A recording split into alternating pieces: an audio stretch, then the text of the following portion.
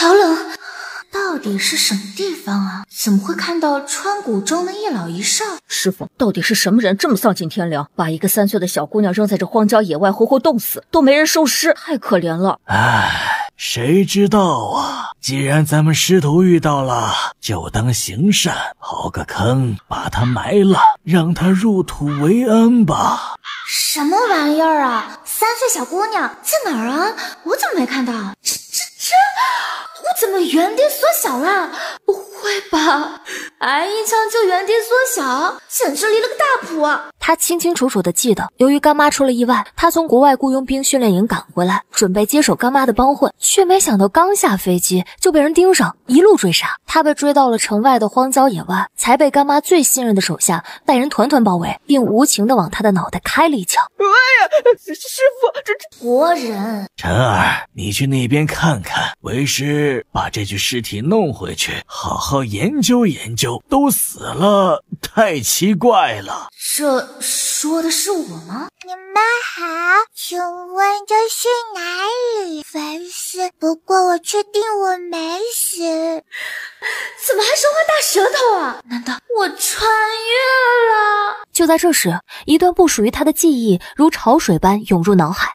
原来原主是被自己的亲奶奶给丢弃的，原来自己穿越到了历史上不存在的国家。老天爷啊！你让我穿越也就算了，但你起码让我穿越成能自力更生的大人行不行啊？你让我穿越成3岁幼崽，真的能出去打工养活我自己吗？算了，既来之则安之，先把眼前这2个一老一少糊弄过去再说吧。那个6、7岁的小男孩是当今摄政王最宠爱的小儿子叶慕辰，他最大的梦想就是能有个漂亮可爱的妹妹。那老头则是叶慕辰的师傅，江湖上鼎鼎有名的一武大能骆九婴。而权倾朝野的摄政王也是个宠妻狂魔，王府只有一个正妃，生了7个儿子，唯独没有女儿。摄政王的7个儿子性格各有不同，只有叶慕辰的性格开朗活泼，最得摄政王夫妻的宠爱，甚至有把他当女儿养的趋势。哇，原来真的没死啊！师傅，他真的没死啊！为师不可能检查错呀，身体都冻僵了，这咋还活过来了呢？小丫头，你家在哪儿？怎么会有一个人在这荒郊野外？自己的父亲远赴边境支援，母亲又软弱，这小身体才3岁，如果实话实说会被送回去，说不定还得遭那死老太婆的毒手，绝不能让他们知道我的真实身份。我不记得了。白千墨开始装失忆，这小丫头才3岁的样子，能指望她记得什么呢？哦，那你记得自己叫什么名字吗？白千墨假装努力回想，然后一脸茫然的摇头。那你记得什么？白千墨继续摇头。完了，什么都不记得了，看来只能先把她带回去，再慢慢帮她找家人。师傅，他冻伤了，先把他带回去治疗一下再说。白千墨一听，立马挣扎着要从地上爬起来，却发现自己的手脚却不听使唤，完全失去了知觉。我该不会刚穿越过来就要变成残废吧？要不要这么惨啊？等我的身体恢复，为原主讨回公道。小呆呆，你叫什么名字呀？我叫叶慕辰，你叫什么呀？哦，抱歉啊，我忘了你什么都不记得了。得想办法弄清楚这具身体到底是什么原因说话大舌头，吐字不清的说话，连我听着都难受。虽然这具身体才3岁，总不能一直这样吐字不清吧？以前到底经历了什么，才会让年仅3岁的你疼了都不吭声啊？孩子别怕，你现在还不能起来，饿了吗？想吃点什么？这是哪？这里是摄政王府，别害怕，你在这里很安全。小妹妹，别害怕哦，这里是我家，这位是我的母妃，这位是我的父王，这是我大哥。这一大家子人长得都很好看啊，男的帅，女的美，阳寿阴衰啊。你们好。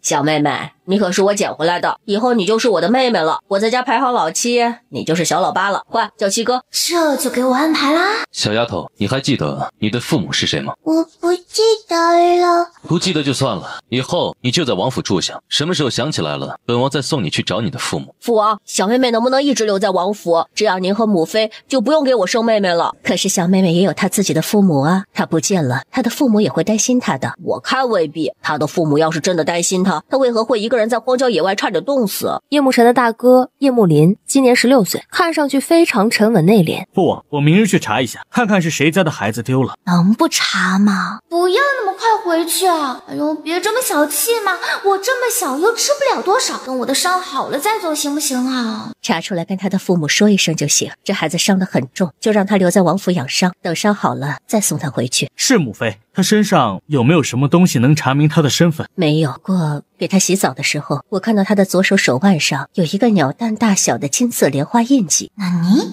金色莲花印记？原主的记忆里根本就没有莲花印记，到底是怎么回事啊？嗨，你感觉怎么样？有哪不舒服吗？我没有不舒服，谢谢你们。洛老哥，怎么了？好了，全好了。太不可思议了，他居然发烧3天，身体就完全恢复了。洛老哥，你们先出去，我给这孩子检查一下身上冻伤的地方。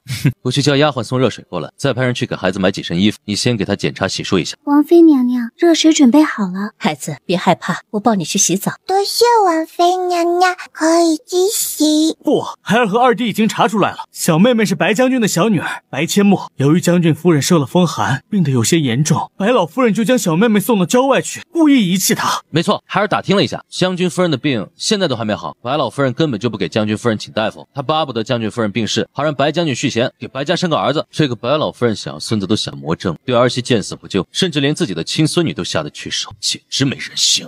小妹妹，你的头发呢？我自己剃了，头发太少不好看。可你是女孩子呀，怎么可以剃成光头呢？再说了，现在这么冷的天，你把头发剃了，脑袋不冷吗？没关系，我还小，太丑，几个月就长出来了。妹妹，你等我一下，我给你拿样东西去。妹妹，我给你戴一个头巾，这样你的头就不冷了。这么一大块红绸包在脑袋上，得有多丑啊！还不如顶着个锃光瓦亮的小光头呢。晨儿，妹妹那么小，你给她找那么大的一块红绸包头，不合适啊。小呆呆，头巾把我的脑袋包成了一个超级大的大包子，你看看是不是像个包子？我还不是怕你冷。那等会吃完饭帮我弄个三角巾好不好？三角巾？什么样的三角巾？等会你就到了。好了，她还小，你得好好带，知道吗？母妃，我知道，好不容易捡个妹妹回来，我会把她当成亲妹妹看的。白千墨有些窘迫，伸手把头上的红绸给扯了下来，露出那锃光瓦亮的小光头。不是我干的，是小妹妹自己剃的。妹妹那么小，她自己能把自己的头发剃得那么干净，我也不能啊，我不是专业的剃头匠。这回真不是晨儿干的，丫头的头发又少又黄。陆老哥说，把头发剃了，擦药液，1年半载后，丫头的头发就会又浓又密，是丫头自己剪掉，陆老哥剃的。唉，怎么办呀？好想要个贴心小棉袄呀！三角巾还可以这么戴，小妹妹，这个漂亮，你再选几块绸缎，我让人帮你多做几块，你换着戴。你说什么？她被自己的亲祖母带到郊外去，故意遗弃，太没有人性了。她白老夫人不要，本妃要，正好本妃就缺个女儿，等以后丫头长大，有那老太婆后悔的时候。双儿，你想如何做？我要收木儿丫头当义女。走吧，咱们现在就去问问小丫头愿不愿意叫本王一声义父。看把你急的，现在白将军不在，就算小丫头不愿意，咱们也不能把她送回将军府，不是？爱妃说的对，不过本王有点贪心，就想要个女儿。其实我也贪心，我也想要个女儿，盼了10几年了。多老哥，王爷有何吩咐？多老哥，你这是要去给那小丫头送药？没错，这是老夫给小丫头配的养发固发药液。王爷，老夫想收那小丫头当关门弟子，那小丫头骨骼清奇，是个练武的好苗子，将来成就不比老夫差呀。然后呢？你这是要跟本王抢女儿了。不过没关系，只是叫骆老头师傅，叫本王还得叫义父，女儿还是女儿，只要那丫头愿意，你想收她当徒弟，本王没意见。不过今晚你得和本王出去一趟。去何处？白将军府。小丫头的母亲病得有些严重，你帮忙去看看，最好别让白老夫人发现。看个病而已，为何不能让白老夫人发现？小丫头是被白老夫人故意遗弃，那老太婆甚至希望将军夫人病故，她好安排白将军续弦，继续给她生孙子。哦，原来如此，老夫明白了。我也去，我得去劝劝将军夫人，人善被人欺，得让她知道懦弱的后果。谁在那边？白千墨和叶慕辰的小脑袋从柱子后面探了出来。小丫头不会听到她是被自己的亲祖母遗弃了的吧？王爷，可以跟你们一起回去看看我母亲吗？孩子，你都想起来了吗？我想起来了，叫白阡陌，是白将军的小女儿，是我的祖母把我骗去郊外的。孩子，别难过，你的祖母不要你，我要你，在王府没有人敢欺负你。妹妹，我七哥保护你，谁敢欺负你，七哥就跟谁拼命。不难过，我也不需要祖母，我只是担心母亲的病情。丫头，你可愿拜老夫为师？老夫的一身医术和武术都传授于你。小丫头，你可愿认本王为义父，当本王的义女，以后就没人敢欺负你。快答应啊，以后你就是我的八妹了，我有妹妹了，嘿嘿，好开心。我愿意。呀呼，我有妹妹了，我要去告诉哥哥们，让他们准备给妹妹的礼物。王妃，这药液涂在头皮上，轻轻揉按，帮助药液吸收就行。我去准备拜师大典，3日后举行拜师礼。我去准备宴请宾客，3日后正式收丫头当义女。这么着急的吗？走，义母给你涂药液去。义母可以自涂哦，您去忙吧。那好吧，你别涂太多，我晚点再过来。义母，我有点困了，涂完药液就睡觉，会乱跑。到底是怎么回事啊？伸出手指摸了摸金色莲花印记，眼前会浮现出前世干妈那套别墅呢。不会就是小说里说的空间吧？老天对我不薄啊，居然也给我安排了金手指。这个别墅里的东西可真不少，零食、生活用品一应俱全，而且还有武器弹药，在南燕国自保没问题了。最重要的是，爷爷留给他的那些医书、药材等全都在别墅里，这套别墅不会落在叛徒的手里。有了这个空间，以后自己在南燕国的日子会多姿多彩，想想都开心。他欣喜地发现，别墅里的东西拿掉之后还会自动补齐，这功能强大，简直太爽了。哦，金色莲花印记原来就是空间媒介啊！我先进去，你们等会儿再进来。母亲，您醒醒，莫尔回来了。嘘，母亲不可以叫啊。白夫人，你不要声张，我带你女儿来见你，是有重要的事情要跟你说。莫儿，你这几天去了哪儿？你怎么可以到处乱跑呢？母亲身体不适，你就不能好好在家里待着吗？母亲，我没有乱跑。白夫人，你可知莫儿差点冻死在郊外，而且不是她乱跑，而是被她的祖母带到郊外故意丢弃。若不是骆大夫和本妃的小儿子把她救回来，莫儿哪还有命在？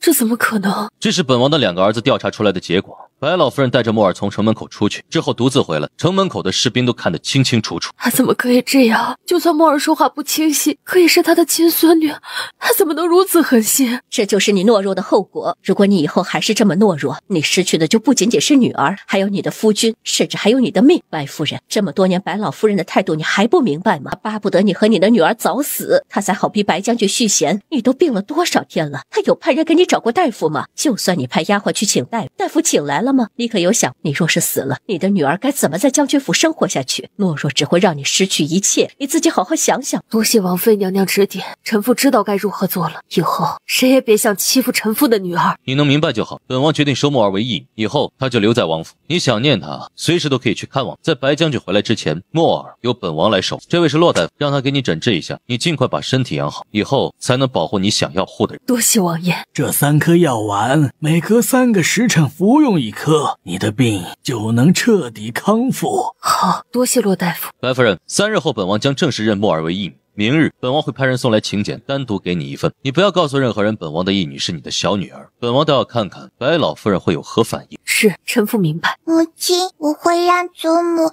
悔她对我们娘俩所做的一切，但你必须强硬起来，保护好你自己。以后跟着义父、义母和师傅学习本事，回来看您的时间会很少，但您不用担心，会照顾好自己的。好，你跟着王爷王妃，母亲放心的很。回去3日后，母亲会去王府看你的。义母，我可以自睡。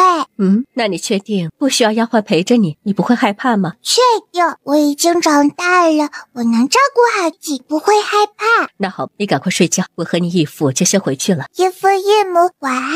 白阡陌睁开眼睛，他便进入金莲空间，他用剪刀直接剪掉了薄膜，使蛇系带延长，让舌尖移动更自由。白阡陌出了空间，美美的睡了一觉，转眼就到了摄政王收白阡陌为义女的日子。到底是谁家的女儿有此殊荣，能入得了王爷的眼？不但收她为义女，还如此高调。会不会是庞太傅的孙女啊？王爷和庞太傅的关系要好，王爷收庞太傅的孙女为义女的可能性最大呀。八妹，去吧，父王母妃磕个头，以后你就是我们王府的八小姐。白阡陌乖巧的上前2步，跪在丫鬟早已准备好的蒲团上，恭恭敬敬的3叩9拜，嘴里喊着义父义母。好，本王也有女儿了，孩子，以后呀叫父王母妃就行。八妹，没事吧？额头疼不疼？不疼，只是有点晕。傻瓜，你不会磕轻点吗？哥哥，我真的不疼。等一下，王爷，您不能收这丫头为义女。为何？这丫头说话吐字不清，而且不听话，总是闯祸。是吗？白老夫人认得本王的意，你怎知她说话不清晰，还不听话的？她是老身的小孙女啊。墨儿，她是你的祖母？不是，我只有父亲和母亲，没有祖母。你个小白眼狼，连自己的祖母都不认了，你真是好大的胆子！拜托，是你先不认我的，你别大打一耙行不行啊？老身怎么就不认你？白老夫人，你这是健忘了吗？要不要我把你骗我到郊外给母亲找药材，然后把我扔在荒郊野岭的经过当着大家的面说一遍？你少胡说八道，老身什么时候骗你去荒郊野岭了？白老夫人还真是健忘，几个月前城门口的士兵可是亲口告诉我，是你带着墨儿妹妹出了京城，回来的时候却只有你自己，证据我都还留着，你要亲自过目吗？天哪，连自己的亲孙女都能下得去手，这还是人吗？我还听说他巴不得把将军夫人弄死，好让白将军续弦，给他生孙子呢。有个这么恶毒的婆婆，谁敢嫁给他儿子呀？哎呦，可不是嘛！四妹妹，你怎么可以这样污蔑祖母呢？母亲身体不好，平时都是祖母照顾我们，你怎么能恩将仇报呢？母亲为何身体不好？大姐姐，你是真的不知道吗？要不是你的好祖母每天羞辱谩骂，每天处处针对，母亲的身体能不好吗？四妹妹，你还小，什么都不懂，不能听别人教你什么你就说什么。祖母辛辛苦苦的把我们姐妹养大，那些伤害祖母的话你可不能再说了，祖母会伤心的。哦，是你们祖母把你们养大的，那你们确实应该好好报答你们的祖母，就是不知道你们到底是你们祖母生的，还是你们的母亲生的。当然是母亲生的。那你们的母亲病的时候，你们在哪儿？可有问候过你们的母亲？你们的祖母针对你们母亲的时候，你们又在哪儿？可有为你们的母亲鸣过不平？你们的母亲就坐在这里，你们可有问候过她一句，或者看她一眼？就你这样的不孝女，也配说是你母亲生的？白老夫人，这就是你说的乖巧懂事的孙女，连自己母亲都不认，本王可不敢收为义，本王也怕引狼入室。师父在上，请受徒儿3拜。师父请用茶。好徒儿，以后你就是老夫的关门弟子。老夫的规矩不多，只需要你认真学习医术，造福苍生，好好学习武功，能保护自己就行。锄强扶弱的事情交给你的师兄就行。是，师父，徒儿记住了。好孩儿，明天为师会给你准备一个药箱，至于武器，等为师教你入门后，你喜欢什么武器再跟为师说，为师再给你挑趁手的。不过今日为师会送你一把龙鳞寒笔，你收好。多谢师父。各位，今日是本王收义女准备的家宴，大家都入席吧。母亲，咱们去吃饭。母亲，不用担心，3个姐姐只是被白老夫人养歪了，咱们慢慢的把她们掰正就行，但此事不能心急，得慢慢来。师父，您可不可以先教我功夫，认字我晚上再学？好，那为师就先教你内功心法口诀，先把心法口诀记下来，为师再教你如何练功。丫头，你先把心法口诀记熟，哪儿不记得就问你七哥，等你记熟了，为师再教你内功运行路线。师父，我已经记住了，您现在教。真的记住了？你你背一遍给为师听听。这小丫头真的才3岁吗？好啊，丫头，来，为师开始教你入门功夫。师傅，徒儿呢？你自己去后院练2遍剑法，练完自己看医书去。是。用过午膳后，骆九婴便要求白阡陌学习认字。师傅，您写1遍，再念1遍给我听就行啦。丫头，这样你就能学会？你是认真的吗？师傅，您看徒儿像是在开玩笑吗？非常像。骆九婴看着白阡陌努力学习的模样，心里满意极了。这记忆力。师傅，徒儿今天还要学什么？丫头，为师带你去锻炼身体，把你的小体格练结实了。你怕不怕吃苦？徒儿不怕，咱们现在就去吗？现在就去叫上你七哥。好，七哥，师傅就只有我们2个徒弟吗？八妹，我其实是你的3师兄，咱们还有大师兄和2师兄。不过大师兄和2师兄都不在京城，2位师兄都上战场去了。大师兄武功高强，医术却没有什么天赋，但2师兄却武功平平，医术相当高明。2位师兄现在很少回来看望师傅，只是逢年过节回来看看。还有1个多月就过年了，到时候你就能见到这2位师兄了。师傅为何都没提一下？丫头，反正现在你也见不到他们，提他们干嘛？等他们回来，为师自会告诉你。现在抓紧时间锻炼体魄。是。八妹，慢点跑，小心摔倒。去吧，大胆去敲门。但能不能不要让我像做贼一样躲起来？都快100岁的人了，陪着2个幼崽这么玩，太幼稚了吧？谁啊？怎么四小姐？你怎么回来了？怎么不能回来吗？这里是我的家吧？是你的家。四小姐，你稍等啊，我去通报老夫人。站住！我让你走了吗？我是回来看我母亲的，你通报老夫人干什么？我回自己的家还要经过老夫人同意吗？确定王府没有派人陪着这小丫头回来。白老夫人眼珠子转了转，嘴角勾起了一抹阴狠，装出一副慈祥的面孔。丫头啊，你进来，祖母拿糖给你吃。师傅说了，吃糖对牙齿不好，会长虫虫的，我才不要吃糖。这话老夫没说过。丫头，你是怎么知道的？那你想吃什么呀？你先进来，祖母都给你拿啊。那不行，我现在什么都不想吃，只是我师父说我身体虚弱，需要一只上好的人参。白老夫人，你舍得给我吗？但为了能把白阡陌骗进去收拾一顿，白老夫人笑着说道：当然舍得，你可是老身的亲孙女儿，跟祖母进去拿吧。师父，七哥，听到了吗？白老夫人答应给我一只上好的人参补身体。为师听到了。白阡陌大声叫师父和七哥的声音惊动了正在休息的聂文静。墨儿，你怎么回来了？母亲，女儿跟师父和七哥出去训练路过，想您了，就回来看看您。我刚才没听错吧？老夫人居然舍得给你一只上好的人参补身体，我还从来没见过老夫人如此大方呢。这么小的年纪能吃人参补身体吗？就不怕把他给补死了呀？那白老夫人答应给老夫的爱徒人参，只是空口说白话，目的是想把老夫的爱徒骗进屋去收拾一顿。你胆子还真不小啊！当老夫是吃素的，还是根本没把摄政王放在眼里？这死老头还真会挑刺儿。原来你是想害本公子的八妹，这事儿本公子得好好的跟父王汇报一下。不，老身没想害他，那上好人参他应该是想拿给聂氏补身体的，老身答应了给他，自然会给。白老夫人，你真了解我，我就是想拿给我母亲补身体的。既然你答应了，那就赶快给我吧。黑着脸，你等着，老身这就去给你拿。多谢老夫人。母亲，我只能待一小会儿，您一定要照顾好自己。等我跟师父学到了本事，就能好好保护您了。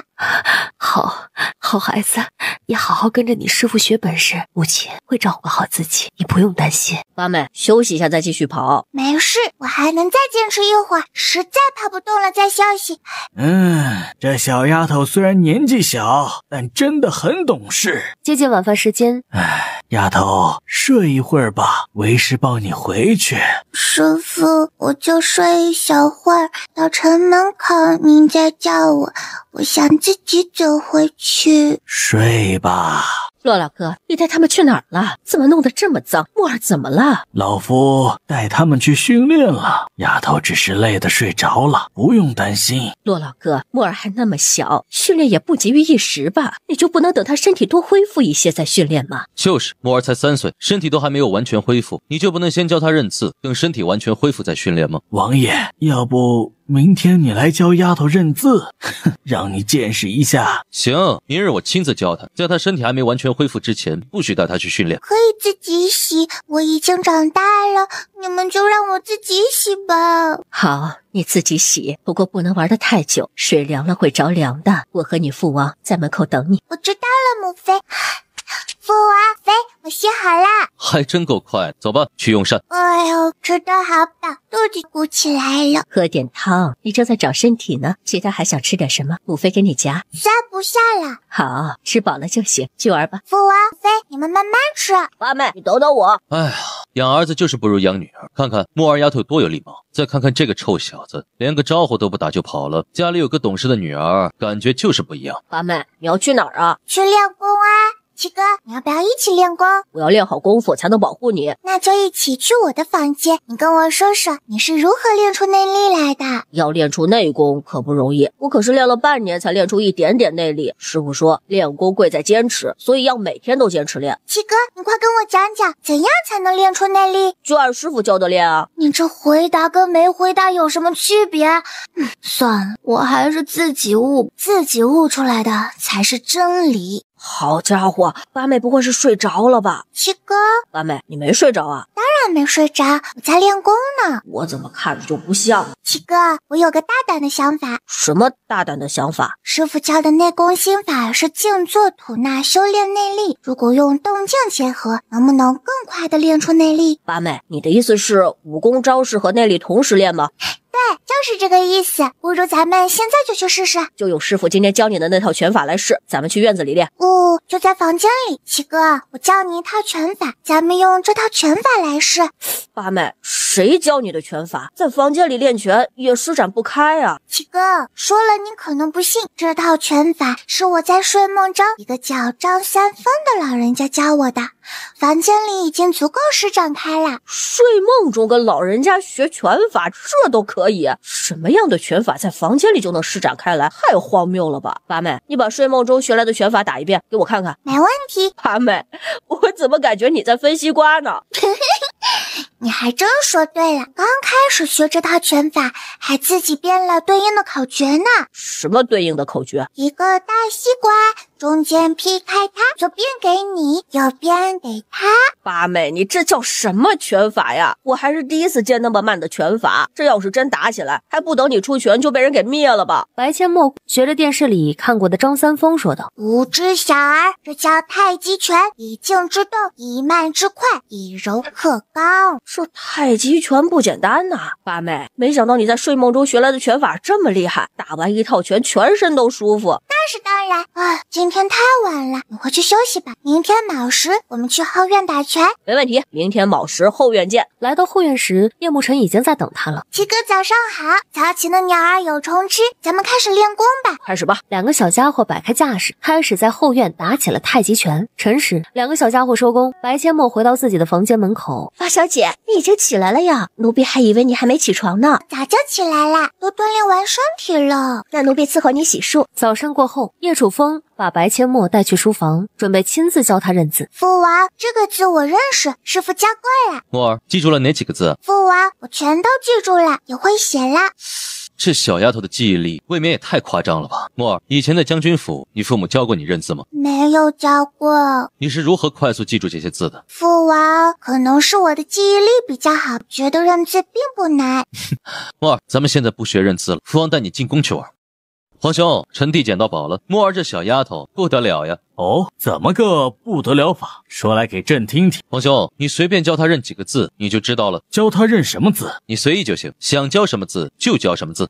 不是皇帝，你要教一女认字，你在自己家里教不行吗？跑来朕的面前教是何意？皇兄，臣弟让你见识一下什么叫真正的璞玉。好吧，虽然不明白你到底是何意，朕倒要看看你想耍什么花招。墨儿，学会了吗？就教一遍，不但会读，还会写。要不是亲眼所所见，打死他也不敢相信这是真的。让你以前在本王面前嘚瑟，现在还敢嘚瑟不？木儿丫头，亲生父母只有一个，但义父可以有很多个。你愿意当朕的义女吗？不是吧，皇上都想认她为义女，她就这么香吗？皇兄，你这是何意？臣弟就这么一个义，你居然还要和臣弟抢？义父又不是亲生父母，多一个不嫌多，朕就稀罕这丫头不行吗？朕虽然有女儿，但没有义女啊，认个义女有何不可？不行，你要认义女认别人去。木儿是臣弟的义女，你不能不厚道的跟臣弟请。你说不行就不行啊！只要木儿丫头愿意，朕立马认她当义女，同时册封公主。叶楚风后悔了，炫耀个什么劲儿呢？自己养着偷偷高兴不行吗？要是木儿丫头经不住诱惑，真答应了怎么办？她只是想做木儿唯一的义父，不想这么优秀的女儿被别人抢了去。皇上也不行。皇伯伯，你有点贪心哦。您是父王的皇兄，就是木儿的皇伯伯，也是沾亲带故的关系啦。就算木儿不叫您义父，你也可以把木儿当女儿呀。等我长大了，我也会把皇伯伯当父亲一样孝敬的。这样也好，多一个人疼爱木儿丫头。皇兄，以后想让我家木儿丫头孝敬，现在你这个当皇伯伯的，可得好好表示表示。现在不行，明日早朝，你带木儿丫头来上朝，朕当着文武百官的面表示。木儿还不快谢过你皇伯伯？哼，还是个十足的小财迷啊！多谢皇伯伯。乖，今天留在宫里陪皇伯伯用午膳可好？你太瘦了，皇伯伯让御膳房给你做好吃的。见叶楚风点头，好呀。皇上也看向叶楚风，你回去吧，晚膳后再来见木儿。本王就这么不受待见？一顿饭而已，留小的不留大的，太区别对待了吧？怎么，你有意见？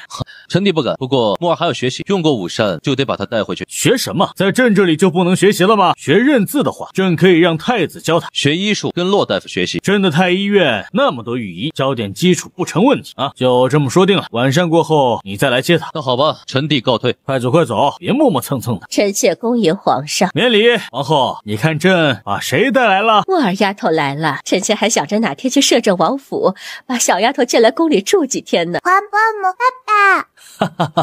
晚膳后，楚风才来接他，多给他做点好吃的补补。你今天可以也带着他玩一整天。晚膳后就接走，皇上，你为何不多留几天？皇伯母，木儿要回去学功夫呀，您让皇伯伯给木儿个特权，这样木儿就可以随时进宫来看您啦。皇上，你听到了没有？给木儿个随时能进宫的特权。朕知道，就算木儿丫头不说，朕也会给她这个特权的。小丫头可是说了，等她长大了，把朕当父亲一样孝顺，朕可是很期待呢。皇后姐姐，臣妾来看您了呀，皇上也在呀，臣妾拜见皇上。你怎么来了？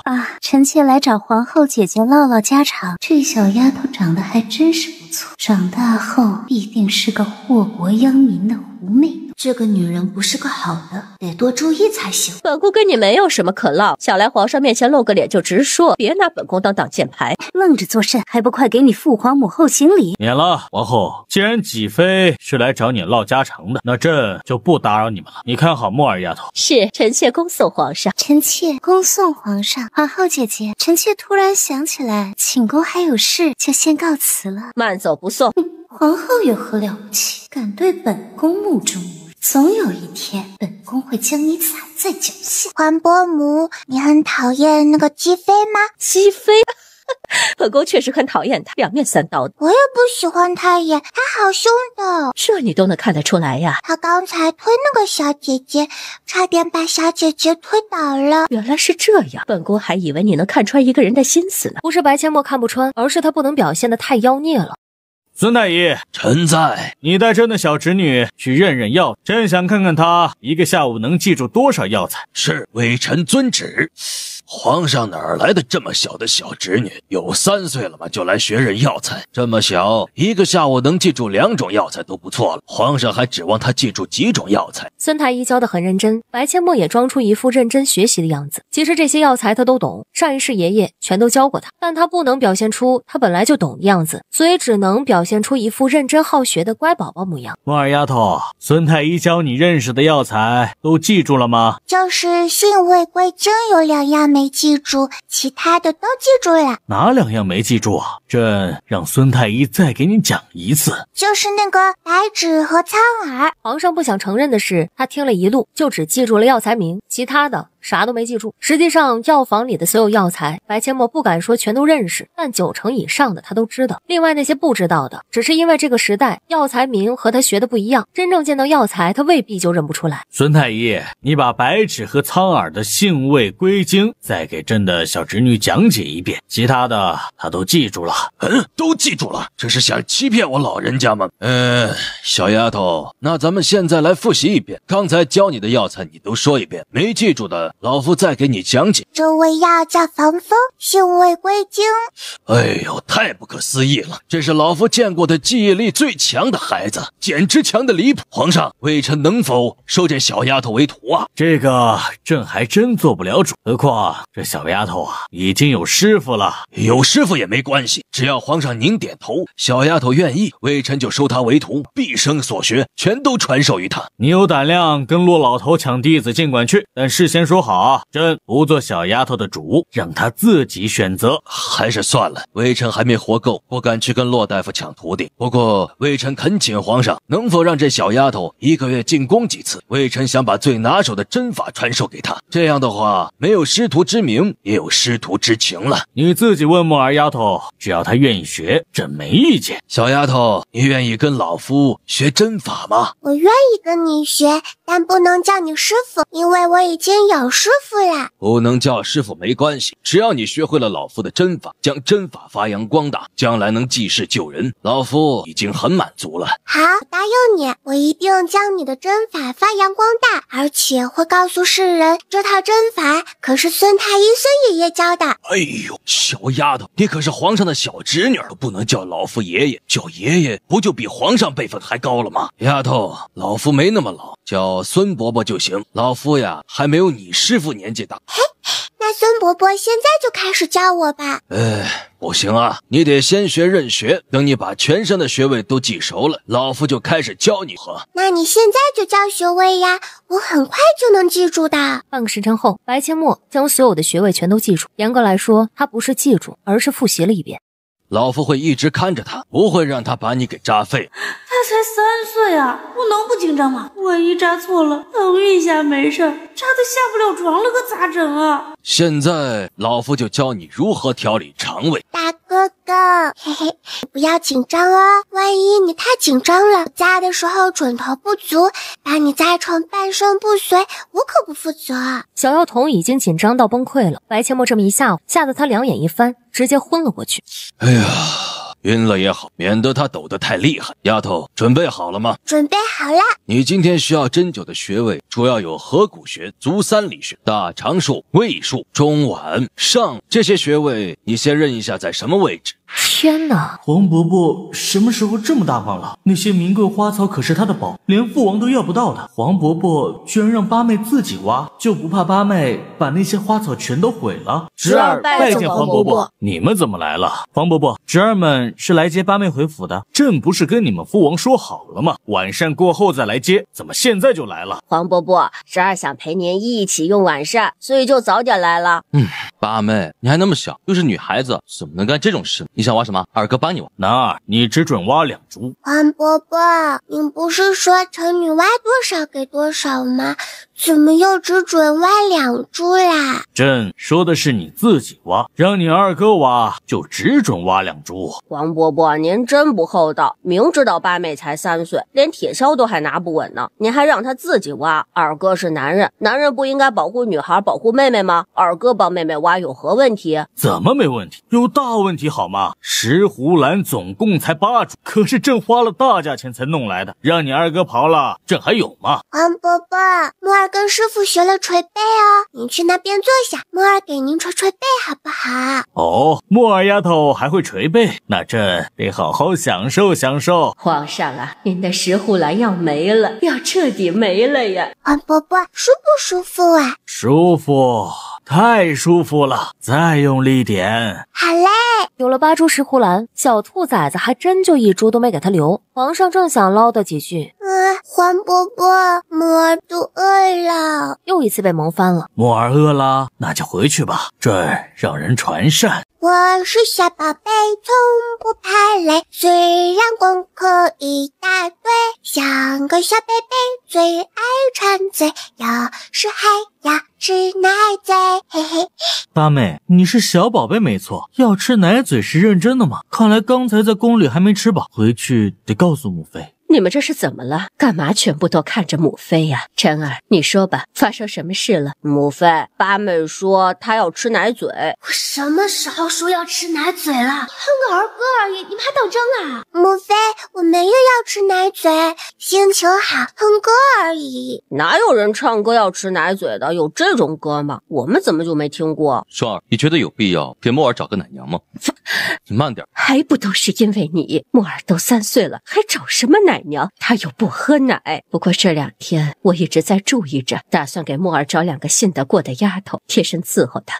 给莫儿找丫头一定要精挑细选，千万马虎不得。我知道。对了，你交代一下你的丫鬟，让他们明日早点叫莫儿起床，我得带她进宫去。哎，这不是王爷收的役吗？怎么还带到朝堂上来？王爷也太宠爱这小丫头，能不宠爱吗？王爷和王妃生了7个儿子，心心念念想要个女儿。我可听说王爷王妃把她当亲生女儿养呢。丫头，到黄伯伯这儿来。他伸出小手，捏紧小拳头，狗腿似的给皇上捶腿。皇上心情更加愉悦了。叶楚风却在台阶下吃味的抽了抽嘴角。这小丫头几株石斛兰就把他收买的，作为他的父王都还没享受过他的捶腿服务呢。这个小没良心的。皇上看着叶楚风吃味的表情，得意的直挑眉。8株石斛兰给的真是太值了。众所周知，莫儿丫头前几天被摄政王收为义女，也成了朕的小侄女。小丫头乖巧懂事，且天赋异禀。朕经过深思熟虑，决定册封莫儿丫头为五福郡主。愿朕的小侄女五福临门，福泽深厚。于公公宣读圣旨吧。奉天承运，皇帝诏曰：将军府4小姐白阡陌，如今已是摄政王的义女。此女聪慧善良，记忆力超群，天赋异禀，皇家出此才女，朕甚感欣慰。着即册封为五福郡主，赐黄金10000两。及笄后，赐府邸一座，钦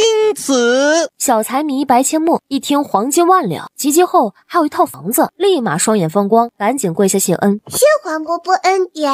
白阡陌也不知道这样谢恩对不对，但电视上是这么演，应该差不多。就算不对，自己也才3岁，不至于被问罪吧。丫头，好好学艺，将来造福苍生，悬壶济世。是，莫儿记住了。文武百官还处于震惊状态。退朝。莫儿跟父王回家了。回什么回？莫儿要跟孙太医学针法。这叫什么事啊？皇兄，你自己有女儿，莫儿是陈帝的女儿，你不能老是把陈帝的女儿拐跑呀。怎么也没想到父王和黄伯伯还会有如此幼稚的一面。皇儿，你这是何意？母后，儿臣不想让四弟把莫儿接走，急死他。多大人了，和小时候一样玩闹，不幼稚。孙女给皇祖母请安，皇祖母万福金安，越来越年轻，身体棒棒，吃妈妈香。太后被白阡陌的彩虹屁拍得勉强露出一丝微笑，真是个小马屁精。莫儿，你抓紧时间跟孙太医学针法，不用管你父王。好的。皇上，微臣还需要一个人辅助。就他了。放心，有孙太医在，不会把你扎废了。可是皇上，奴才没病呀。没病也可以调理身子。是。这么快就找来了呀？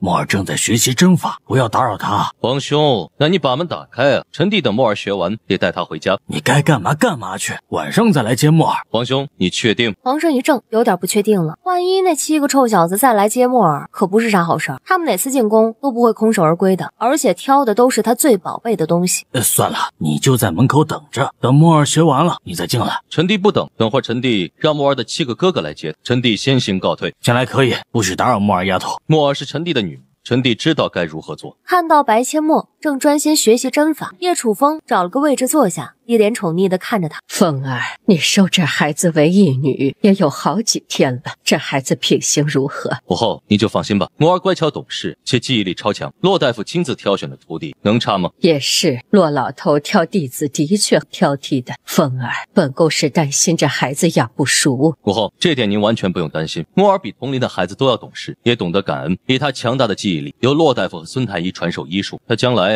会是咱们南燕国的宝贝疙瘩。如此甚好，不过你还是要督促好她，别让她长歪了。这小丫头要真像她自家儿子说的那样，只要培养好，将来可以当自己的孙媳妇。反正自己孙子那么多，她又不是风儿的亲生女儿。有了这个想法，太后看白阡陌的眼神温和了不少，眼睛更是一眨不眨的看着她，仿佛在想，到底只给哪个孙子最合适。丫头，今天学的都记住了吗？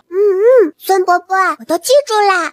没事儿，还活着也没惨。八小姐，谢谢你没把老奴扎死。过后，儿臣就先带墨儿回去了，改日再来看你。皇祖母再见，皇伯伯再见。太后微笑点头。墨儿丫头，明天记得来找孙太医继续学习针法。好的，墨儿记住了，会准时来学习的。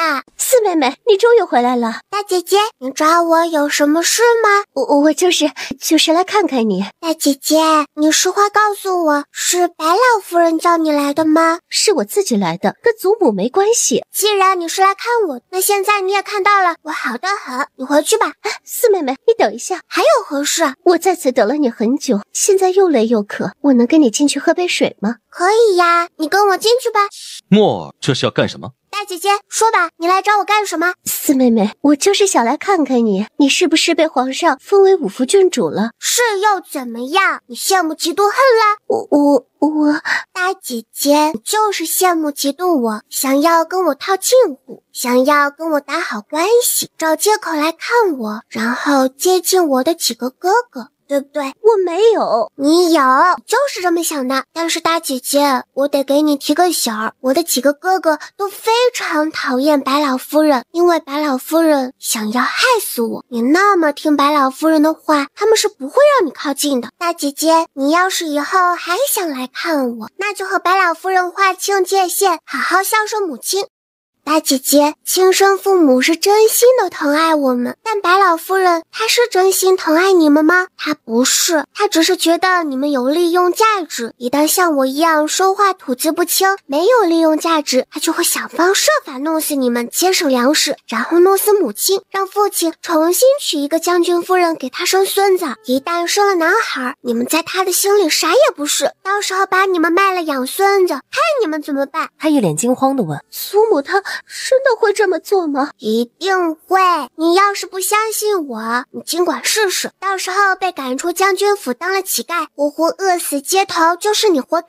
四妹妹，那我该怎么办？我不想父亲重新娶一个将军夫人，我不想被赶出将军府沦为乞丐呀。大姐，自然是有办法，但你和二姐三姐都得听我的，否则我也帮不了你们。四妹妹，我听你的，你告诉我该怎么办，我都听你的。简单，你明天这个时候带着二姐和三姐来找我，告诉你们该怎么做，咱们姐妹四人一条心，就能保住你们在将军府的地位，谁也撼动不了。我明天一定带你二姐和三姐过来。好啦，喝完水我送你出去，明天我等着你们。八妹，你叫他们明日来王府做甚？七哥，我想请他们看一出大戏，你能不能帮帮我？叶慕辰毫无底线，毫不犹豫地回答：帮啊，我当然帮你。八妹，你要我们帮你做什么？先去找父王母妃，或许不需要你们来当群众演员。当群众演员？那咱们现在就去找父王母妃。父王母妃，明日女儿想请三个姐姐开一场戏，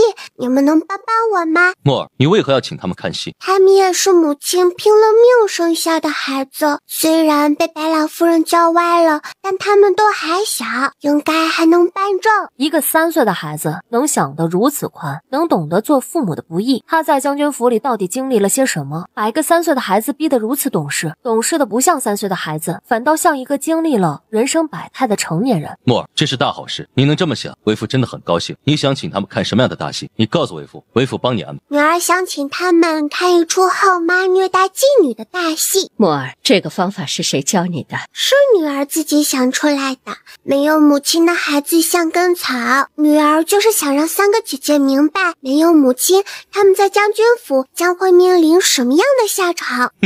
好，这事呀，父王亲自帮你安排，保证让你的3个姐姐永生难忘。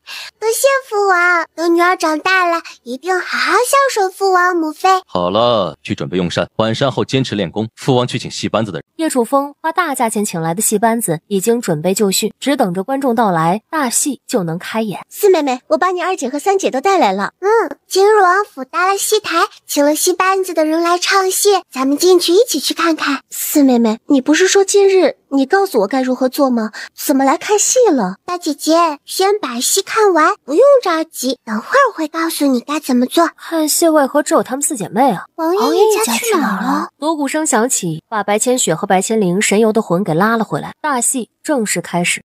员外回来，金夫人声泪俱下，编了一套说辞，说她的3个女儿和老夫人都是被强盗害死。员外信以为真，不但没有怀疑新夫人，还更加心疼她和她肚子里的孩子。大戏演完了，四妹妹，你快告诉我该怎么办？白芊芊这一哭，白千雪和白千灵也跟着哇的一声哭了起来。他们不傻，早已经看出来戏台上演的就是将军府一家的情况。三位姐姐，想要杜绝这种情况，咱们就只能和母亲一条心，一起对抗白老夫人。可是我不敢。不敢你就等死吧。如果只是母亲一个人对抗白老夫人，她会非常艰难，保护不了你们。但如果你们坚定地站在母亲这边，给母亲勇气，母亲就会拼了命地保护你们，保护我们的家。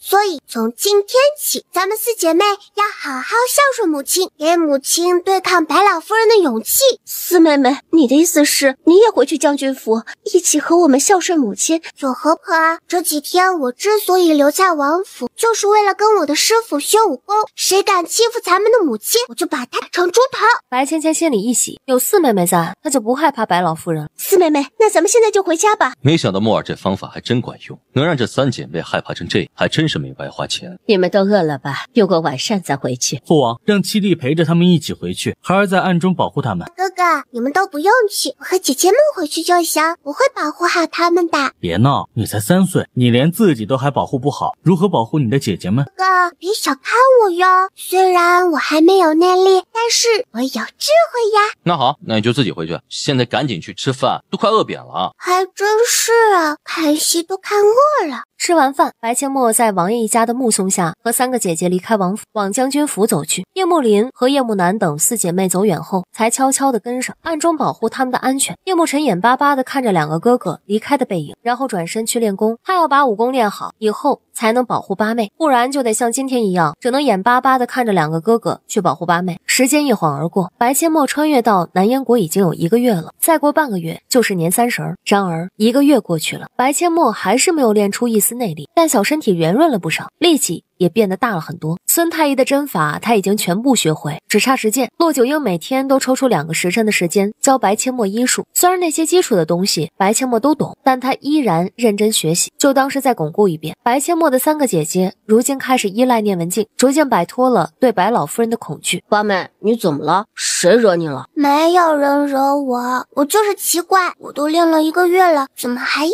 点点内力都没有？八妹，我当初可是练了半年才练出一点点内力，你才练了多久？满打满算也才1个月，不能着急呀。说的也是。七哥，咱们继续练功吧。洗漱过后的白千墨爬上床，韩熙坐在床上继续练功。1个时辰不到，他感觉到一点点内力了，再次仔细的感受了一下，没错，体内有那么一丝丝暖流了，真的是内力。我练出内力了，居然只用了1个月！哇哦，快去告诉七哥，刺激一下他。一边跑一边叫，七哥，我练出内力了，我用了1个月就练出内力了，七哥。正泡在浴桶里的叶慕辰一听，瞪大眼睛呆愣住，好半晌都没反应过来，1个月就练出内力，要不要这么变态啊？当初他可是练了整整半年啊，这差距也太大了吧！就在叶慕辰陷入震惊中的时候，砰的一声，房门被白千墨推开了。啊，对不起，我什么都没看见，我先出去。叶慕辰如同一只灵活的小猴子，嗖的一下就窜到床上去，抓起被子把自己裹得只剩一张小脸露在外面。见叶慕辰把自己裹在被子里，他一脸邪笑的走了进来。叶慕辰慌的把自己裹得更紧。八妹这笑容有点恐怖啊！八妹，你想干嘛？你快出去，我穿好衣服你再进来。七哥，你这不是已经穿好了吗？八妹，你什么眼神啊？这是被子好吗？我真没穿衣服，你快出去，把门关上。好啦，不逗你了，快点穿衣服。真是，我叫了这么半天，结果你还泡在水里。如果不是叶慕辰发愣，从白千墨开始叫他，他就起身穿衣服的话，早就穿好了。丫头，你真的练出内力了？是师傅，是真的，徒儿感受到了，练出了一丢丢。好，太好了，比陈儿这臭小子快多了。哎呦，墨儿真是好样的，才短短1个月就练出了内力，不愧是本王的女儿。叶楚风瞪了叶慕辰一眼，以后出去别说你是本王的儿子，本王丢不起这人。孩儿做错什么了？我才是您的亲儿子呀！父王，八妹是用太极拳配合练内力，您要是以前就会太极拳，孩儿恐怕用不了1个月就练出内力了。你还怪为父了？你八妹的太极拳也不是为父教的，为父还是你八妹教会的。你要是有能耐，为何不像你八妹一样，在睡梦中就学会一套拳法呀？叶慕辰无语。就在这时，墨儿不愧是我的女儿，才1个月就练出了内力，这天赋随我。你们母女俩有血缘关系吗？八妹，恭喜你，明天六哥带你去逛街买礼物，庆祝你练出内力。我也要给八妹买礼物。哥哥，不要礼物，你们陪我练功就好啦。短短1个月就练出内力，确实值得庆祝。明天就去买礼物，陪你练功，随时都可以。八妹，快回去睡觉，明日带你出去玩。武功要练，但也要出去玩，不然怎么弥补上一世缺失的童年？这事他要把上一世没有享受过、经历过的，通通都享受、经历一遍。陈儿，你看看你八妹，才3岁，用1个月就练出了内力，而你却用了半年。你得加强练功了，否则以后你如何保护她？师傅，我知道了，我这就回去练功。墨儿，晚上后你就一直在练功，肚子饿不饿？父王，我不饿，我也要去练功，再练1个时辰就睡觉。好吧，明天早上呀，不用学认字了，和你的哥哥们出去玩，玩开心了再回来学习。多谢父王，那我回去练功啦。他一一和师傅、母妃他们打过招呼后，迈开小短腿儿往自己的房间跑去。王爷，墨儿丫头很自律，这孩子将来成就可不小，要是个男孩，绝对能挑起大任。女孩一样能撑起半边天，何况她还是本王的女儿。本王的女儿能差吗？不过本王反倒不希望她太优秀，太优秀了以后长大了就会很辛苦。本王只要她开心快乐就行。没错，女孩子嘛，就应该宠着。她虽然不是我的亲生女儿，但我们认了她，就跟亲生的没有什么区别。她有我们保，有7个哥哥护着，只要不走歪道，她将来成就好或者不好，又有何关系？可老夫难得遇到一个天赋绝佳的弟子，就忍不住想把这一身的本事全都传授给他，想看看他能走多远，能飞多高。哎呀，本王虽然舍不得她受苦，但也会不由自主的想要教她更多的东西，毕竟将来她也要嫁人，本王可不想看到她将来嫁入婆家受委屈。嫁什么嫁？墨儿才3岁，想那么远干嘛？何况墨儿也不一定要嫁出去。对，就这么一个女儿，怎么可能舍得让她嫁出去？看来再过2年，等孩子们再大一点，就得点拨一下自家的臭小子了。就看墨儿丫头跟自家的哪个臭小子投缘了。骆老哥，咱们去小酌2杯若何？老夫正有此意，咱们也庆祝一下丫头练出内力。我去准备下酒菜。我是小宝贝，从不怕累，虽然功课一大堆，像个小贝贝，最爱馋嘴，有时还要吃奶嘴，嘿嘿。八妹，你醒了吗？下大雪了。下雪了？哇，好漂亮，可以堆雪人打雪仗了。八妹，都下雪了，你就不知道多穿点儿，你不冷吗？不冷啊，下雪不冷，化雪才冷。七哥，咱们来堆个雪人吧。雪人儿是用雪堆成人形的意思吗？对啊，七哥，你不会没玩过吧？我只堆过雪狮，还没有堆过雪人呢。咱们现在就来试试。好啊，咱们各堆一个，看谁的雪人更漂亮。用2根树枝做雪人的手臂，小石头做眼睛，胡萝卜做雪人的鼻子。大功告成，七哥，我堆好了2个字还没说出口，就被叶慕辰堆的雪人震惊的愣在原地，真就是个人的形状。就在这时，5哥叶慕谦看了看叶慕辰堆的雪人，哟，七弟不错嘛，居然用雪雕刻出了八妹的模样，虽然不是很像，但已经不错了。 4哥叶慕阳看向白阡陌堆的简易雪人，这个挺可爱的。八妹，这是你弄的？4哥，这个是我堆的雪人啦。怎么还有根胡萝卜？那是雪人的鼻子。很可爱，也很有个性，比你7哥弄的那个还好。 4哥，你就不要为了安慰我睁着眼睛说瞎话了。真的是没有对比就没有伤害。叶慕辰堆的雪人是真的像个人，而且还像他，而他堆的雪人就是2个球组合起来的。叶慕阳笑着走向白阡陌，真的很可爱，很有个性。我们谁都不会想到用胡萝卜做雪人的鼻子，用树枝做雪人的手臂啊。没错，我们还真没想到可以用胡萝卜做雪人的鼻子，而且你堆的雪人还带着3角巾，看上去就更可爱了。的确是八妹堆的雪人更有个性。走了，去用膳，等会儿咱们出去玩。八妹堆的雪人好特别呀，我太喜欢了。好吧，他的哥哥们都好会安慰人啊，现在就连他自己都觉得自己堆的雪人很有个性了。等会回去我还要堆几个雪人，在王府大门口堆2个雪狮，背上驮着2个雪人。没问题，等回去咱们一起堆。八妹，你想要什么礼物？大哥给你买。我还真没有什么想要的，不如我们去逛逛药材铺，看看能不能找到极品药材。说好的买礼物，结果他要去逛药材铺，学了医术就是和别人不一样。算了，礼物可以买回去送给他，他想要逛药材铺陪他去便是，只要他高兴，想做什么都可以。行，那就先去逛药材铺，路上遇到你喜欢的东西就告诉大哥，大哥给你买。谢谢大哥。大哥，那套红色的小衣裙很适合咱们家八妹，太漂亮了。确实漂亮，进去看看。白阡陌看到那套衣裙后，心里也很欢喜，但他的脑海里却浮现出许许多多现代的童装，尤其是小女孩的小裙子。要是我能画出来现代那些小裙子的设计图，找人做出来，不知道生意会不会好。等回去尝试一下。掌柜的，这套衣裙能拿下来看看吗？当然没问题，小的这就给你们拿啊！几位公子呀，真是好眼光。这套衣裙呀，可是云锦布料，小店仅此一套。只可惜呀，布料不够，否则也不会做成孩童的衣裙。八小姐穿的话，还稍微有点大，大一点点没关系。我家八妹正在长身体，过了年穿就合适了。掌柜的，这套衣裙多少银子？哎呀，小世子，不瞒您说呀，这套衣裙卖给别人，小的最少也要100两，但今日小世子来光顾，成本价80两银子。80两卖给我们，的确是成本价，那就包起来吧。多谢掌柜。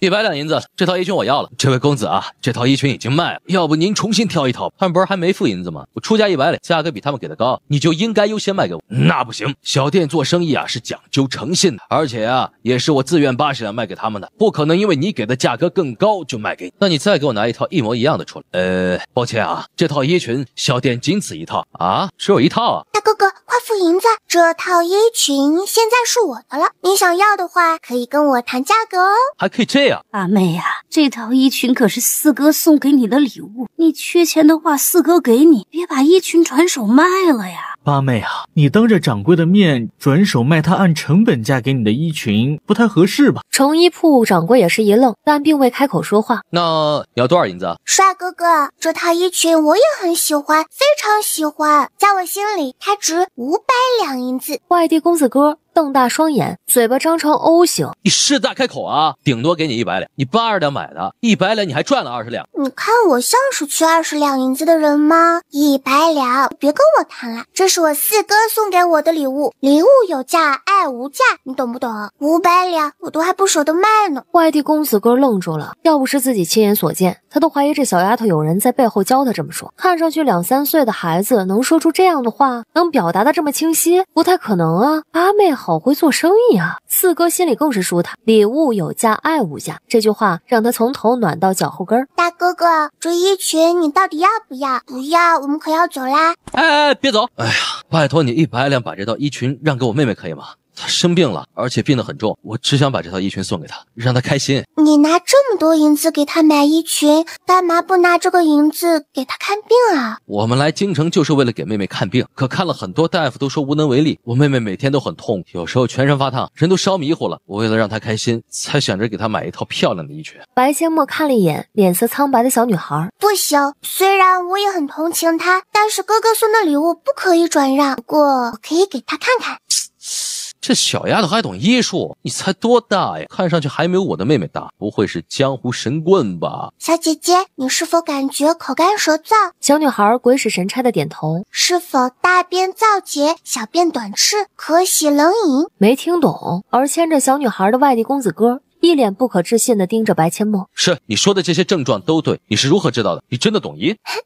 懂一点。小姐姐，伸出舌头来给我看看。小女孩听话地伸出舌头，舌降抬，交干，脉象虚数。他初步怀疑小女孩得的是败血症，也就是中医说的脓毒血症，而她的症状属于脓毒血症中的热毒伤阴，有点棘手啊。败血症是病菌进入血液循环，在血液循环中生长繁殖，产生大量毒素，导致机体一系列炎症反应。用中药治疗的话很难痊愈，必须要用有效的抗生素才能治好。空间里倒是有抗生素，但他不敢轻易拿出来，这就有点烧脑子了。有了，可以把他带回去让师傅治疗，自己再偷偷的往他的食物里加口服抗生素，或许能救他一命。小姐姐，你别害怕哦，我的师傅可是很厉害的大夫，他一定能治好你的。只是什么？只是你们银子带够了吗？可能要花很多银子哦。太够了，太够了！我们这次出来啊，带了不少银票，就是为了给我妹妹治病的。那就好，那你们跟我走吧，我带你妹妹去找我师傅。先回去吧，去找骆大夫，看看他有没有办法治疗这个小姑娘。兄台，你说的骆大夫可是骆九婴骆前辈？正是。妹妹有救了，我们终于找到骆大夫了，太好了！你们就是来找我师傅的？对，我们就是打听到骆大夫医术高明，或许能治好我妹妹，才千里迢迢赶来的。害怕我妹妹撑不住，我们还带了个随行大夫。难怪那个小姑娘的病情能控制住，看来那个随行大夫还是有点水平的，否则的话，小姑娘没被烧死，也烧傻了。师傅，我回来了，来生意喽！来生意了？什么生意？丫头，为师在这儿，来什么生意了？师傅，徒儿刚才出去遇到了一个病人，徒儿怀疑是脓毒血症中的热毒伤阴，他们带了好多银票，您可以赚钱啦！赚钱？骆九婴眨了眨眼睛，秒懂，宝贝小徒弟缺钱了。病人在哪儿？等会儿就来。师傅，热毒伤阴要如何治疗？丫头，你是如何得知病人是热毒伤阴？师傅，徒儿只是猜测，并没有确定是热毒伤阴，徒儿是根据病人的症状推测的。为师还没教呢，你就能根据病人的症状推测病人的病症？是孙太医教你的吗？要露馅儿了，把锅甩给谁合适呢？嘿，师傅，昨晚我又梦到张三丰老前辈了，是他老人家告诉我的。好吧，这个张三丰还真是无所不能啊，怎么就不来老夫的梦里与老夫探讨一番呢？丫头，你跟为师进来。丫头，身上没银子就跟为师说，为师给你拿。师傅，不要您的银票，徒儿要自己赚钱，孝敬您和父王母妃。骆九婴一怔，鼻子瞬间有点酸酸的，真没白疼他呀。丫头，热毒伤阴不容易治愈，但为师说的这种方法是最有效的，只是治疗时间会比较长。师傅，那等会儿病人来了，您先确认一下是否是热毒伤阴，然后交给徒儿治疗，可以吗？您在一旁看着。当然可以，这次也是学习的好机会。师傅，就是那个小姐姐生病啦。为师知道，一看她的气色就很差。给小女孩把脉，问了问小女孩的症状。丫头，这病症的确是脓毒血症中的热毒伤阴，治疗方法为师已经跟你说过了，为师先给他扎一次针，你先学习一下，然后去给他抓药。好的，徒儿知道了。小姐姐别担心哦，我师傅会治好你的。骆大夫，小女就拜托您了，是你们运气好，遇到了老夫的小徒弟。银票带了吗？带了。请问骆大夫需要多少银两？不知道丫头要开价多少。白千墨歪着小脑袋想了想，伸出小巴掌，2两银子。小女孩的父亲长长的松了一口气，还好没有漫天要价，他们的预料可远远不止500两。你不是缺钱吗？怎么才开500两？算了，小徒弟开心就好。听你们的口音是从外地来的，敢问阁下贵姓？骆大夫，我们的确是外地人，来自提谷城，鄙人免贵，复姓司徒。屁股城，好奇怪的地名哦。小女孩忍不住笑出了声。妹妹，我家在提谷城，不是屁股城哦。是屁股城，不是屁股城，这不都一样吗？淡定，不能跟一个3岁孩子较真儿。提谷城司徒家，大户人家呀，提谷城首富。丫头，你开价太低了，你就是开价5000两，对提谷城的司徒家来说，也只是9牛1毛啊。然而白千墨其实早就看出来，这家人是有钱人家，他故意只开价500两，是因为这家人很有礼貌，品行端正，结识这样的人家，说不定以后还有生意合作的可能。以后要孝敬父母，孝敬父王母妃，孝敬师傅，手里没钱谈孝顺，那叫有心无力。他可不想做纸上谈兵的事，要做就得付出行动。爹娘，妹妹又发病了，快进屋。多谢骆大夫，以后若有用得着我司徒家的地方，尽管开口，刀山火海，绝不退缩。他叫什么名字？我叫司徒周，我妹妹叫司徒敏。小妹妹，今天真是太感谢你了。不必客气，付诊金就行。大哥哥，你们家是做什么生意的？我家主要是做粮食生意，其他也涉及一些小生意，比如茶叶、客栈等。哇哦，听起来好有钱啊！赶快把设计图搞出来，看看能否与司徒家合作。丫头，你和陈二去抓药。好的，师傅。啊，我去，这点小事啊，交给晚辈就行。白阡陌悄悄从空间里取出小儿用的口服抗生素，选择合适剂量，放进温水中，端给司徒敏服下。骆大夫，客房已经准备好了，你带他们去客房吧。是。母妃没刹住身形，直接撞在母妃的大腿上。墨儿，出什么事了？怎么跑得这么急呀？撞疼了没有？嘿嘿，母妃，我没出什么事儿，您看看这个。他把手里的设计图纸递给了秦若霜。哎呦，墨儿，这是你画的？母妃，是我昨天晚上画出来的。您看，要是做成成衣，能卖出去吗？这么漂亮的衣裙肯定能卖出去。墨儿，你是如何画出来的？太漂亮了！昨天四哥给我买了一套衣裙，我很喜欢，就模仿那一套，想象着款式，尝试画了一下，结果就画出来啦。天哪，没想到我的女儿还有这样的天赋。墨儿，去找你父王。峰哥，你快看看这个，我们的女儿画的。这样的衣裙啊，墨儿穿上肯定很漂亮。双儿，咱们现在就去找人做，多给墨儿做几套。峰哥，给墨儿多做几套没问题，不过墨儿似乎有别的想法。有何想法？父王，其实墨儿是想开一家女装成衣铺，成人和孩童的一起卖，就是不知道生意会不会好。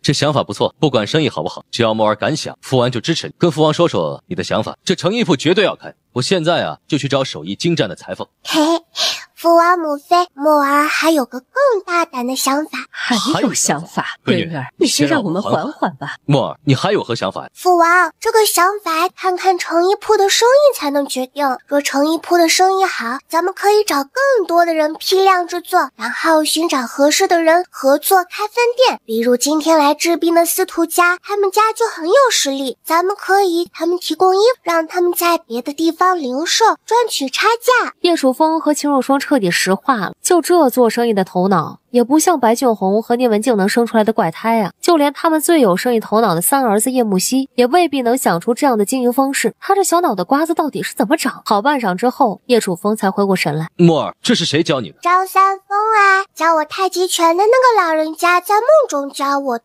又是张三丰，那个老人家到底有什么是他不会的？墨儿，开成衣铺需要的银子，就用你黄伯伯给你的赏赐如何？当然没问题。墨儿自己要开成衣铺，当然要用自己的银子。小傻瓜，用你自己的银子开的铺，以后赚了钱就是你一个人的，谁都不能跟你抢，你的几个哥哥也不行。没错，我就是这个意思。要是亏了，我补给墨儿。有这样帮一女房亲儿子的吗？而且赚了是自己的，亏了父王补上，这不比亲生的还亲吗？父王，就算是亏了，您也不需要补给我，我赚钱就是为了孝顺你们。傻孩子，你才3岁，非只希望你能健康快乐的长大，等你长大了再孝顺我们。是，好孩子，有父王在，你不用那么懂事。怎么了？怎么还哭了？父王母妃，我没事，我只是太感动了。这样的话，连我的父母都不曾对我说过。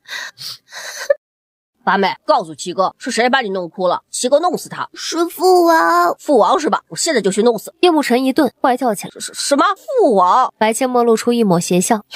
是啊，我是被父王感动哭的。七哥，你要去弄？八妹，我错了，你别声张啊，会被父王批了的。放心啦，父王母妃都出去了，不会听到的。我还有事儿，我先走了。站住，七哥，跑不了的。你要是弄死父王这件事，要是不小心泄露到父王耳朵里，嘿嘿，你就等着屁股开花吧。哎呦，八妹，你就饶了我吧，我真的是一下子没反应过来。就我这小体格，父王一巴掌都能把我扇出京城。饶你可以，不过你得去弄几只鸡。弄鸡回来干啥？是烤鸡啊。没问题，我这就去，多弄几只回来。八妹，你父亲回来了，还有2位师兄也回来了。在哪儿？他们在哪儿？在回来的路上，还有差不多4、5里路就到京城了。咱们去城门口迎接白将军和2位师兄吧。好呀好呀，快走快走。陈儿，你要带妹妹出去，至少得带2名护卫，或者者，叫你大哥二哥陪着你。你妹妹还那么小，万一被人抱走了，就你那三脚猫的功夫，能把妹妹抢回来吗？父王，孩儿知道了。这么可爱的妹妹，要是真被人抱走了，那她上哪哭去？还是叫上大哥二哥安全一些。这臭小子什么时候能像灵儿一样稳重些？晨儿还不满8岁，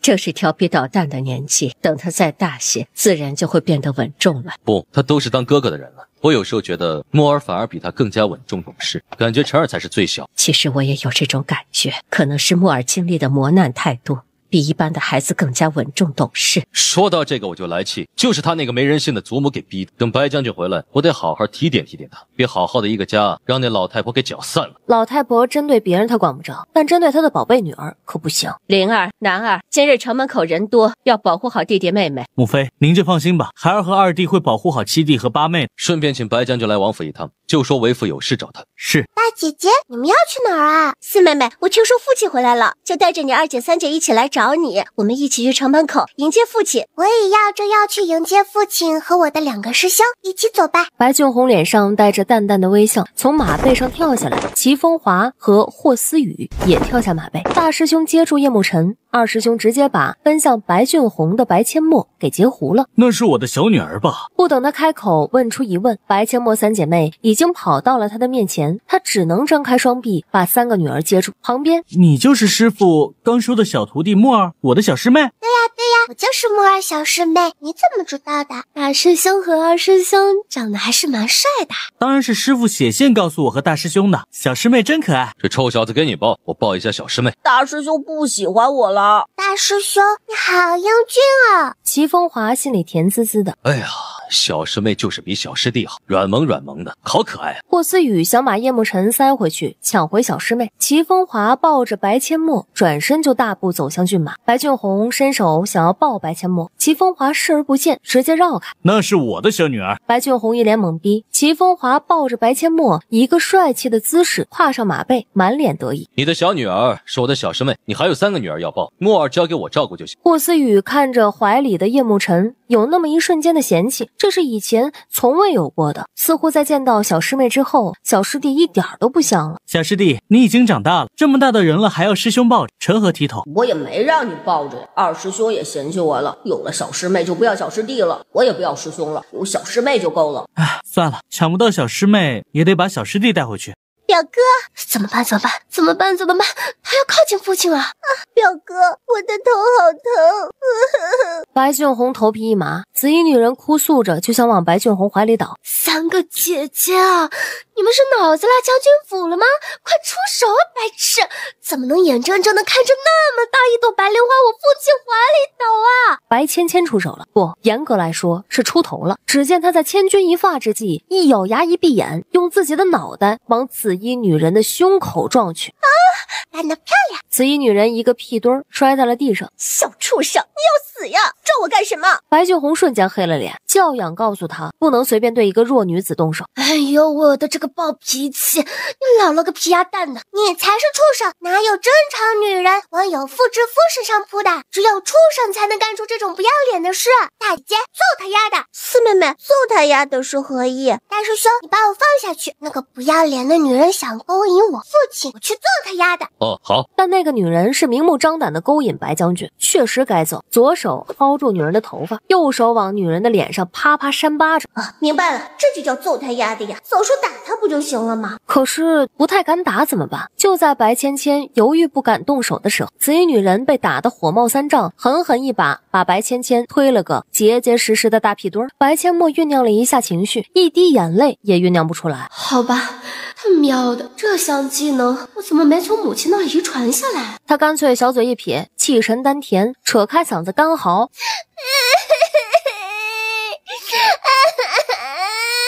这个打我！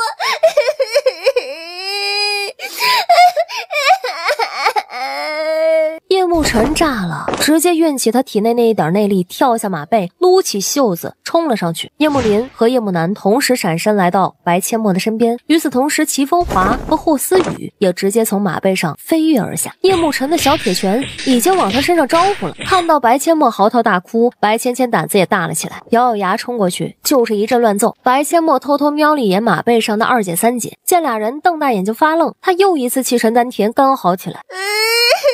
二姐三姐打我！姐妹俩终于反应过来，眼睁睁地看着两个女儿也冲过去围殴那个和她不熟的表妹。放我下来，我也要去揍他丫的！哦，原来你是假哭啊，害得大哥心疼的都快碎了。呸！真不要脸，当着这么多人就想对人家白将军投怀送抱，真是恬不知耻，真是大开眼界呀！你们知道这是谁家的女儿啊？啊，这人我知道，她是高轩腾的小女儿高雪芝，好像是叫白老夫人表姑母，应该是白老夫人表弟的女儿。白阡陌一听这女人和她父亲的名字，忍不住笑出了声。叶慕辰和白芊芊三姐妹停手，一脸懵逼的看着白阡陌。走了，回家。怎么就走了？白芊芊三姐妹有点依依不舍，她们还没打够呢。八妹，你刚才突然笑什么？没什么，我笑那个女人和她父亲的名字，一家子病人啊。小师妹，那个女人有什么病？我都没看出来。那个女人是真的有病，神经病。她和她父亲的名字太搞笑了，高轩腾、高雪芝。这名字有何问题？张三丰老爷爷曾经告诉过我，高血糖也叫小可症，高血脂呢就是高脂，父女俩一个高血糖，一个高血脂，这不就是病人吗？张三丰何许人也？这人可厉害了，在八妹睡梦中教他拳法的人没人见过，只有八妹知道他长什么样。什么拳法？厉害了！不告你，让你刚才嫌弃我。小师妹，你在睡梦里学的拳法厉不厉害啊？当然厉害了，等回去我打给你看。好，还是小师妹乖。等回去啊，大师兄给你拿见面礼。叶楚风的书房里，他把收白阡陌为义女的原因跟白俊宏说了一遍。白俊宏听完后处于呆滞状态，怎么也不敢相信自己的老娘居然背着他对自己的妻儿下手。多谢王爷提点。王爷，今日让墨儿先和末将回家，明日再送他过来如何？可以，只要墨儿愿意和你回去，本王没意见。八小姐在哪儿？回王爷，八小姐在后院。父亲，墨儿，父亲，墨儿还以为再也见不到您了。抱歉，墨儿，是父亲疏忽了，以后父亲一定会保护好你们四姐妹和你们的母亲。父亲，要不是师父和七哥救了我，我就真的见不到父亲了。父亲，你能不能给母亲和姐姐们重新买一所宅子？租也行，让他们远离老夫人，远离危险。我有银子，是黄伯伯赏赐的，我拿给你买宅子。老夫人，墨儿居然不愿意叫祖母了，还希望一家人远离老夫人。墨儿心里的伤到底有多深啊？好，父亲答应你重新买一所宅子。父亲虽然没有多少积蓄，但买一所宅子还绰绰有余。白阡陌看向叶楚风，露出一抹胜利的微笑。要想生活惬意，就必须得远离老太婆。文静，你这是要去哪儿？出什么事儿？我以为你进宫去了，正要去宫门口等你。俊宏，你今天不能回家。出了何事？你相信我吗？你这话说的，你是我的妻子，我不相信你，还能相信谁？凑近白俊宏的耳朵低声说道，老夫人和她的表侄女正等在府里，准备给你下药，而且今天那个女人还说要除掉咱们的女儿。还真是我的好母亲啊。俊宏，现在该怎么办？走，咱们去找宅子，重新买一所宅子，咱们一家6口搬出来住。母亲，走吧，咱们一家人去逛逛，重新买一所宅子，哪怕宅子小一些，只要够我们一家人住就行。文静，对不起，是我的疏忽，让你这些年受委屈了。有你这句话，我就不委屈。真正受委屈的是墨儿，是我没保护好他。母亲，这不能怪您，您身体不适，是墨儿太笨，才会跟着老夫人出去。一脸宠溺的道，我的女儿才不笨，连王爷都夸你相当聪明。你之所以会跟你祖母走，是因为她是长辈，对她没有防备。白阡陌嘟着小嘴，一脸的不悦，却也没有说什么。虽然不愿意承认那样的祖母，但也不想当着父亲的面说出来。父亲有猫腻。为父知道，刚才还好好的，这会儿就不舒服了。他只是想把为父骗过去。父亲，如果我猜的没错，老夫人并不在她的房间里，在她房间里的应该是那个高雪芝。那我去看看，我倒要看看那个女人和老夫人想玩什么把戏。其实白阡陌能够猜到老夫人的手段，无非就是一些下三滥的手段，但他不能说，毕竟这具身体还不到4岁，总不能表现的什么都懂吧。母亲，您去确实最合适，可惜您和父亲的身高差距有点大，否则您还可以换上父亲的衣服。不用换，我现在过去看看。我陪你一起去吧，我在门口等你。我也去，怎么说我也是学医的，要是老夫人真的身体不舒服，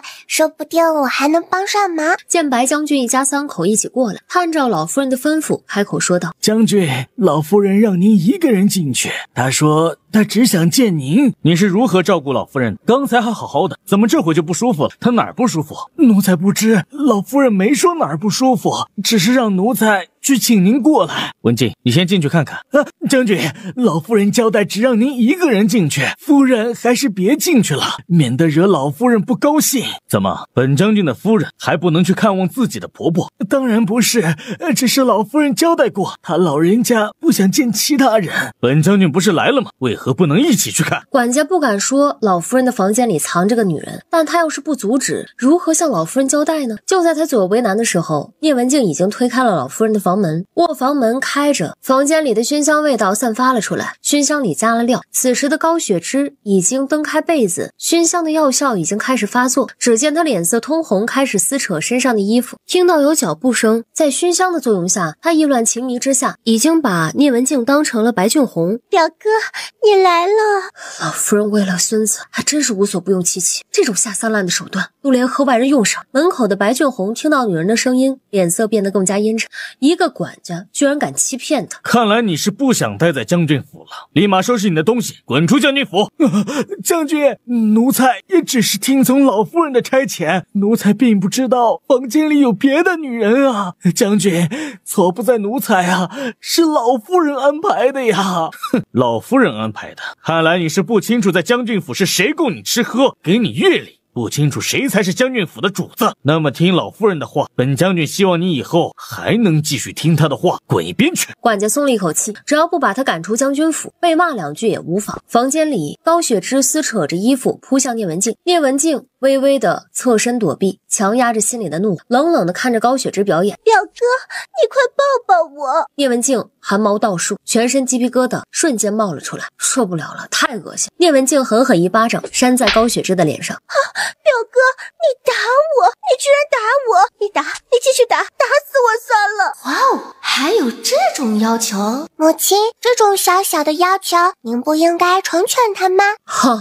好像是应该成全他，是你自己主动要求，那我就不客气。聂文静左右开弓，对着高雪芝的脸就是一顿狂扇，扇巴掌不过瘾，还薅头发，本就不多的头发又被聂文静薅了不少，薅完头发又拳脚相加，噼里啪啦的一顿暴揍，打到没力气才停下来。本就鼻青脸肿的高雪芝，明天估计连她亲娘都认不出来。门口白俊宏目瞪口呆，那个温柔贤惠的夫人哪儿去了？这真是我的夫人？什么时候变得这么彪悍了？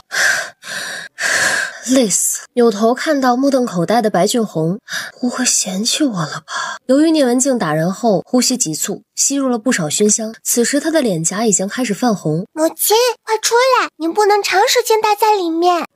表哥，不要走，不要离开我！我打不动了呀，你放过我吧！聂文静用尽全身的力气掰开了白雪芝的双手，以生平最快的速度逃离老夫人的卧房。隔壁房间偷听的白老夫人早就傻呆了，懵。这下可如何是好？一旦吸入大量迷情熏香，就只有男人才能解毒。他的儿子根本就不上当，那雪芝岂不是必死无疑？完了，这下他闯大祸了。确定白俊宏、聂文静离开后，他才敢走出隔壁房间，回自己的房间去查看情况。他刚进屋就被高雪芝扑上来，抱着一顿狂啃，差点没给他啃得精神分裂。哎呀，死丫头，你看清楚，老身是你的表姑母，你放开老身！他用尽全身的力气推高雪芝的头，总算可以喘口气了。管家，吴管家，来人呐，快来人呐！还愣着干什么？快把疯女人给老身拉开！高雪芝已经彻底在熏香的作用下迷失了自我，根本分不清眼前的人是谁，逮到人就往人身上扑。老夫人自由了。疯子，他就是个疯子！拖出去，把他给老身拖出去！血气方刚的家丁脸色涨红，身体僵硬。谁受得了？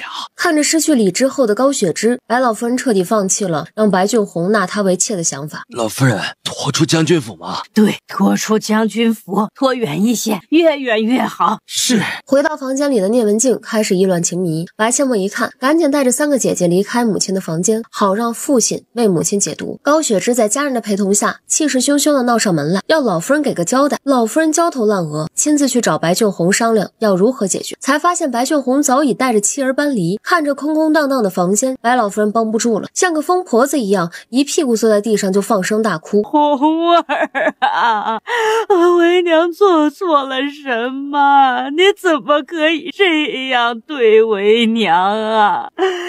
你走了，为娘可怎么办？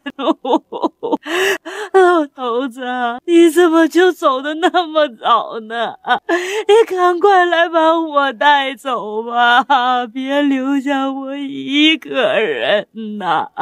把高家人都看懵了。高雪芝的父亲高宣堂最先反应过来。小姐，白老夫人，你少装疯卖傻，别以为你儿子是大将军，你们将军府下人雪芝的事情就可以不了了之。今日你必须给我个说法，否则我绝不会善罢甘休。出了那种事情，能怪老身吗？主意是他自己出的，药是他自己下的，老身帮他自己无能，还来怪老身？你们当老身好欺负是吧？哎呦，谁敢欺负你？你可是白将军的母亲，身份尊贵，高高在上，在整个京城有几个人敢惹你呀？可是老夫人，您可是亲口承诺让我家雪芝坐上将军夫人的位置，现在将军夫人没做成，你还让2个家丁把她给今日你要是不给我们一个交代，我们就算是死也要拉你陪葬。老夫人，雪芝20岁未出嫁都是你害，现在她被2个下人也是你害，要不是看在你是我表姐的份上，我就不会跟你说那么多废话。说吧，这事你打算如何解决啊？他干脆耍起了无赖，外加威胁。你们还要不要啊？高雪芝我儿子没成功，反倒失去了清白，现在来老身家里闹，有意思吗？啊！老身的儿子可是大将军，就算是纳妾，也不可能要一个不干净的女人。没了清白，还想赖着老身的儿子，门儿没有。谁坏了他的清白，你们找谁去呀？你们别忘了，老身的小孙女可是皇上亲封的吴郡主，她的义父可是一人之下万人之上的摄政王，想赖上将军府，也不掂量自己几斤几两。哼，白老夫人，你吓唬谁呢？你的小孙女是五府郡主没错，可她认你这个祖母吗？为了让我能嫁进白家给你生孙子，你可是亲自把你的小孙女骗到荒郊野岭，差点冻死。摄政王收她为义女的时候，你的小孙女可是亲口说了她没有祖母，你好像还被赶出了王府。那又如何？打断骨头连着筋。老身的小孙女说的是一时的气，她怎么可能不认老身这个祖母啊？那行，从现在起我们就在这儿就在这儿住下，我倒要看皇上亲封的五府郡主会不会把他的义父找来护着包庇。你们真的走了？生下白老夫人走了？不可能吧？白将军可是白老夫人的亲儿子呀。离开原来的将军府，白老夫人什么情况她一点也不关心，只想努力变强。直到下午要进宫参加宫宴，此时的九公主盯着白阡陌身上的衣裙，把你身上的衣裙脱下来，快点儿！你有病吗？本公主让你脱衣裙，没让你给本公主看病。唉，病得不轻。本公主根本就没有病，你胡说八道。没病你让我脱衣裙，我的衣裙碍着你的眼了。你身上这套衣裙本公主看上了，本公主能看上你的衣裙是你的荣幸，你还不赶快给本公主脱下来？看上我的衣裙我就要感到荣幸，还要赶紧脱下来给你。你以为你是公主，全天下的人都得关着你吗？凭什么？你给本公主脱下来，漂亮的衣裙都是本公主的。啪的一声，白阡陌甩了九公主一个响亮的耳光。你敢打本公主？四皇神打我！你现在才想起来我是你四皇婶呢。九公主，你是来搞笑的吗？居然找我母妃告状，你应该去找你母妃告状才对呀。下一秒，白阡陌露出一脸可怜兮兮的模样，抱着齐若霜的大腿，扬起小脑袋。母妃，他抽我衣服，他要抢我的新衣裙。白阡陌挑眉眨眼睛，九公主，看到没有？这才叫告状，而且是要找自己的母妃告状。本公主现在就去找母妃，你给我等着！笨死了，告状都不会。母妃，那是儿臣的衣裙，让他脱下来还给儿臣。哈，我的衣裙什么时候成你的啦？那就是本公主的衣裙，一定是你偷走的。哎呦喂，我的个乖乖，我还是第一次见到这么霸道的公主，好看的东西都应该是你的呗，别人就不能有？那就是本公主的，你给本公主脱下来。真该吃药。本公主需要吃什么药？需要吃脑残片。嫣儿不得无礼，不是你的衣裙。九公主立马委屈的哭了。那是儿臣的衣裙，就是儿臣的，怎么可能会有这么漂亮的衣裙？儿臣才是公主，那套衣裙只能是儿臣的。闭嘴！别人的衣裙什么时候成你的了？母妃，您不是说所有好看的东西都应该是儿臣的吗？这套衣裙那么好看，就是儿臣的，快点给本公主脱下来，不许穿！白阡陌咬牙，忍着暴揍她的一顿冲动，就想看看几妃会如何处理。几妃娘娘，你就是这么教孩子的，还真是让本妃大开眼界。好看的东西都应该是九公主的，不知皇兄要是听到这话会如何想？嫣儿，你给本宫闭嘴！本宫平时是这么教你的吗？八小姐身上的衣裙怎么可能是你的？那么小的衣裙你穿得了吗？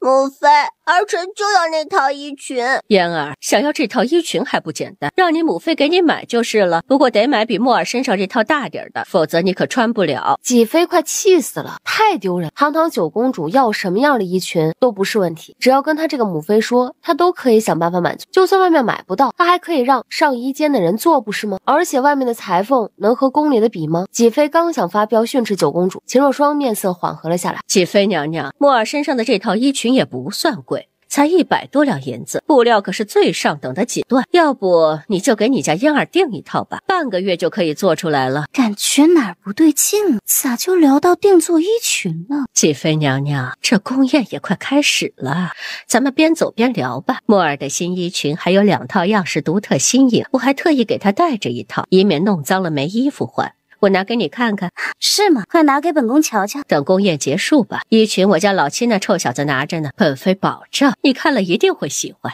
是吗？等宫宴结束，你拿给本宫看看。要是真如你说的这般好看，本宫就定了。没问题，而且我们还可以做大人穿的衣裙，样式也是以前从未有过的。不知不觉中，几妃已经忘了自己要干啥，和秦若霜聊衣裙聊得火热。哇，姬妃不是来给九公主讨公道的吗？居然成功把姬妃带偏了，忘了来干嘛了。母妃好厉害啊，多一个仇人不如多一个客人，牛啊！给朕说说，你给他吃了什么？还不说？臣女说是九公主要抢臣女身上的衣裙，臣女不给她，她就哭。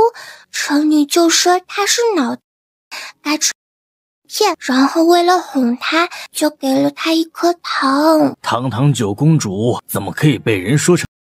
就算是自己亲弟弟的女儿，说这话有点太不把朕这个皇上放在眼里了。可说这话的丫头都还不到4岁，能罚吗？该罚。皇伯伯，臣女知错了，您要打要骂都行，只要不罚银子，臣女认罪。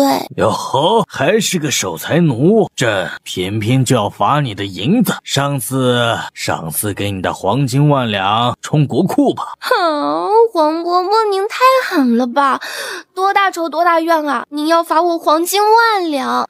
哎呀，皇伯伯，臣女没有银子啦，您上次的黄金都被父王花光了。闺女，父王就是用来背锅的。1万两黄金就花光了？还不够呢。父王又添了不少，到底干什么了？1万两黄金还不够花？还全国连锁成衣铺，而且是自产自销，所以花钱的地方太多了，1万两黄金根本不够花的啦。皇兄，墨儿说的没错，您赏赐的黄金都花完了。臣弟给你解释一下，这个全国连锁成衣铺，就是在咱们南燕国各个城镇都开一家一模一样的成衣铺，衣服一样，价格也一样。摊子摆得够大，1万两黄金真花完了？哪都花完了。王伯伯，你还是发点别的吧。可以，等吃完年夜饭，负责给大家表演才艺，表演得好有赏赐，表演得不好还发你银子。都说了城里没银子了，现在是穷光蛋一个，怎么发？别说你现在没银子，先欠着，等你的成衣铺赚了银子再补上。让你嘴欠。白千木抬手轻轻打了一下自己的小嘴巴。王伯伯，城女还不到4岁，能表演什么才艺呀？自己想。不行，得赶紧帮八妹想办法，不能让八妹受罚，八妹会伤心的。可是能想什么办法呢？大哥，怎么办呀？咱们要不要帮八妹凑点银子？不用，黄伯伯逗八妹玩的，他要是真生气，还能抱着八妹不放。哦，对哦，有道理。墨儿这么哭穷，罚墨儿银子是假，给墨儿银子的可能性比较大。表演得好有赏赐，这话可不是说着玩的，君无戏言。墨儿丫头，以后可不许乱骂人，胆子不小，居然敢骂朕的女儿是。再有下次，朕就治你的罪。是，城女记住了。小丫头，下次你要是再这样骂人，皇祖母可就要让人打你屁股了。城女再也不敢了。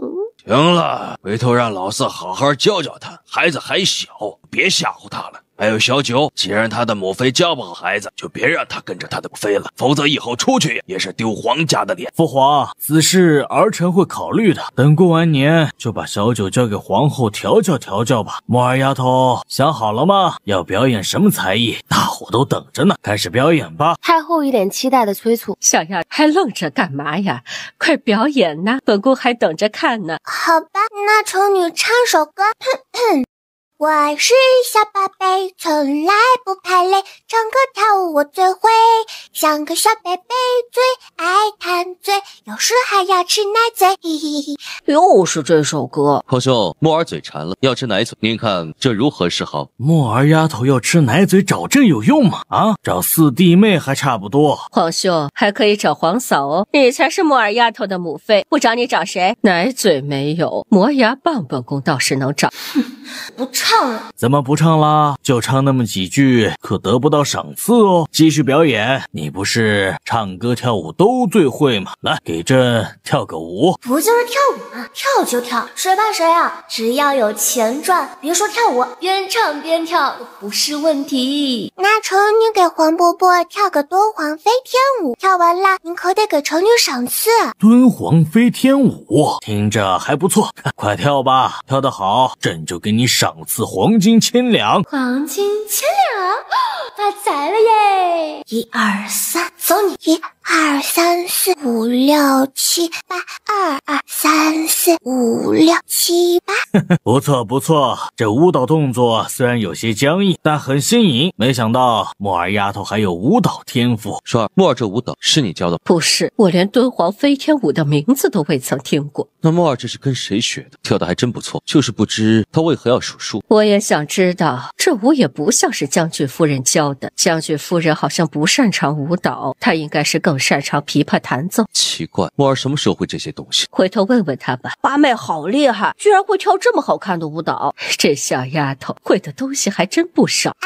香蕉里苹果里，统统拿来洗，统统拿来洗。皇上一口香茶喷了出来，被呛得咳咳不停。这唱的什么呀？怎么听着这么想笑呢？墨儿丫头，你这舞蹈跳的是不错，又是数数又是唱的，可你唱的这是什么玩意儿？什么香蕉、苹果、梨，统统拿来洗啊！黄伯伯，没有音乐，城女只能数数给自己打节拍嘛。那怎么又唱上了？高潮部分数节拍跳不出那种感觉啊。只能唱啦。只是成女不会唱那首歌，我就自己编一下下啦。不会唱还能改编？哎呀，黄伯伯，成女只是不会唱歌词，旋律没错的呀。原来如此，哈哈哈哈哈哈！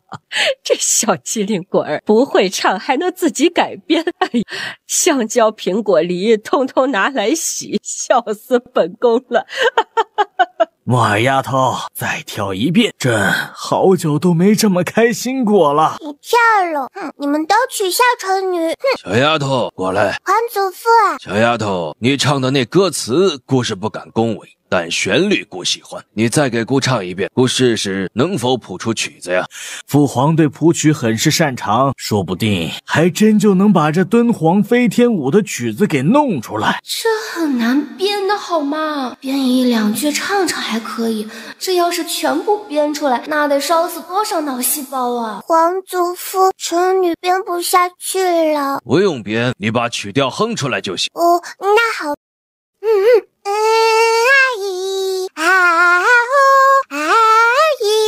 再哼一遍。还来，小丫头，开始吧。香蕉里苹果里，统统拿来洗，统统拿来洗。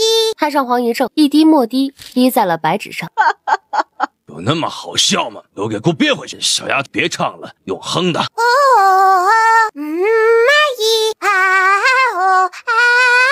统统拿来洗。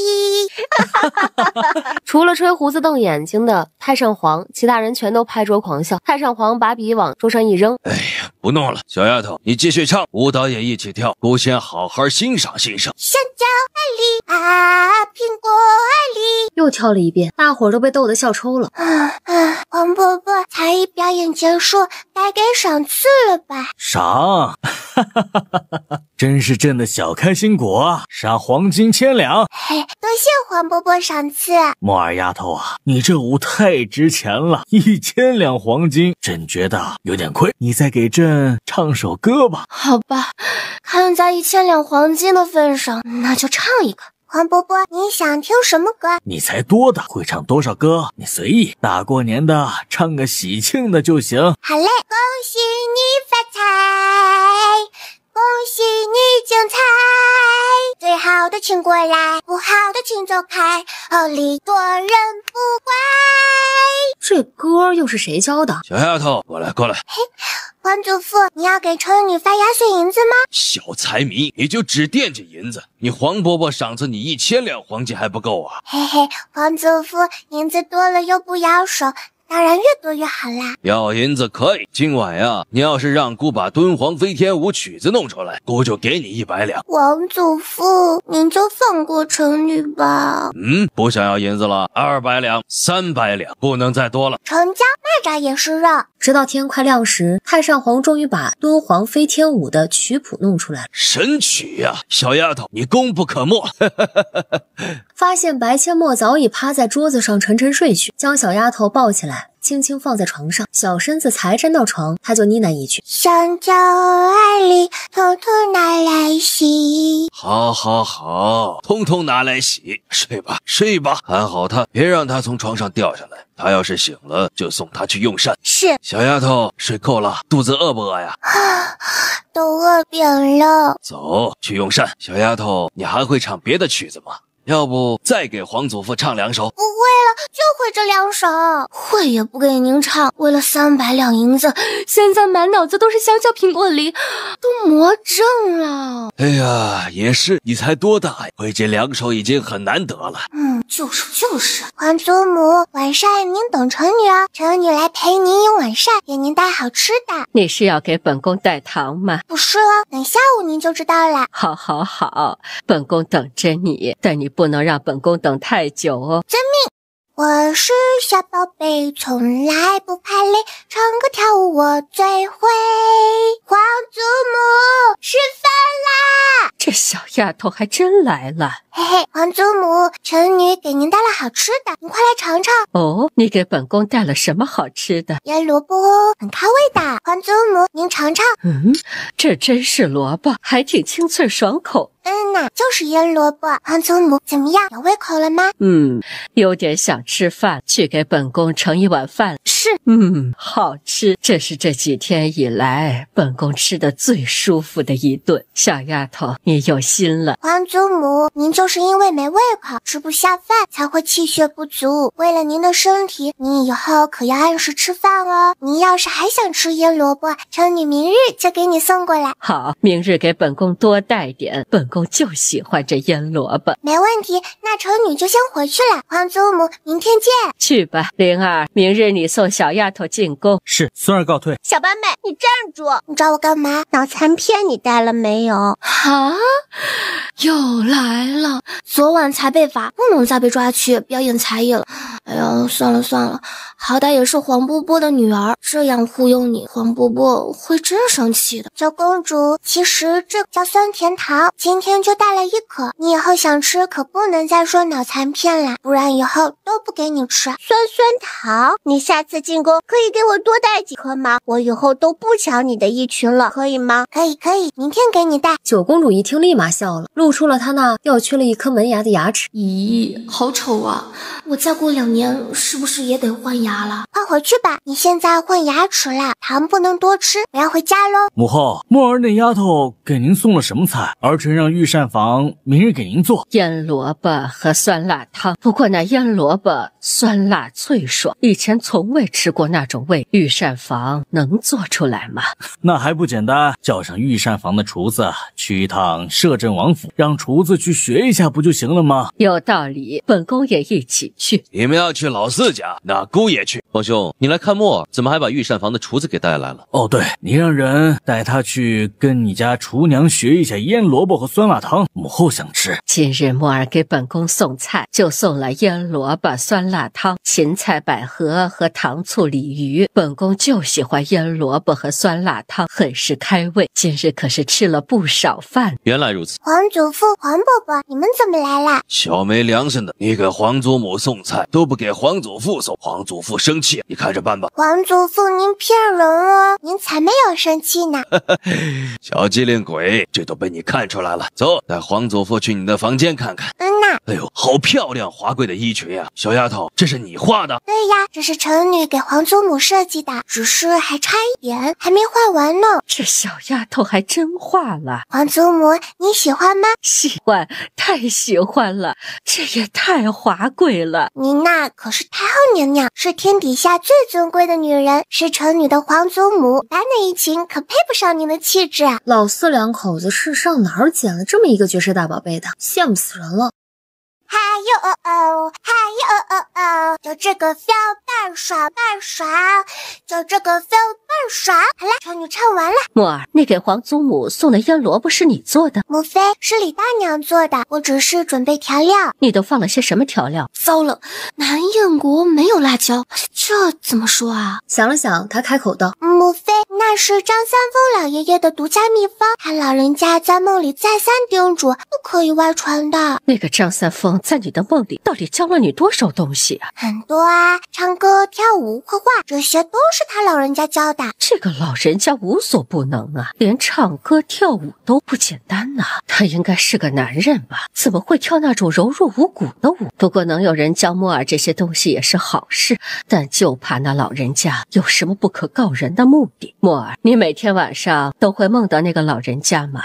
也没有啦，大概是2-3天梦到一次，每次他都会教我一些东西，而且叮嘱我以后要做个好人，不能做大逆不道之事。秦若霜紧张的心情放松下来，她相信女儿，而且墨儿现在还小，她绝对不会让墨儿长歪了。不能学就算了，反正本宫住在王府，想吃就让墨儿丫头做就行。本宫还担心御膳房的厨子做不出那个味儿。皇儿，你该回去了，老四派个人跟着去，把姑和你母后贴身伺候的下人接来。是，父皇。这就开始赶人了。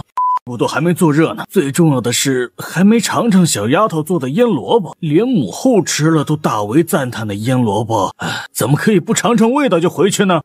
不急，墨儿丫头，把你做的腌萝卜拿点来给朕尝尝。臣女去给您拿。一点腌萝卜又不是什么好东西，这玩意儿吃多了还放屁，至于吗？皇上，奴才该死啊！奴才没有把腌萝卜学会，反而把八小姐做的腌萝卜全吃了，奴才该死。子，你是来学腌萝卜的，还是来蹭腌萝卜吃的？黄伯伯，您别生气了，城女做的本来就不多，明日城女做好了给您送去好不好？今晚小丫头跟朕进宫，明日四弟再来接她。臭小子，你皮痒了是吧？快把姑的小孙女放下！姑留在王府就是为了和这个小丫头一起画画，想听小丫头唱歌，你居然想把她抢走！黄伯伯，您快放城女下来，城女不要进宫啊！皇祖母的衣裙还没有画好呢。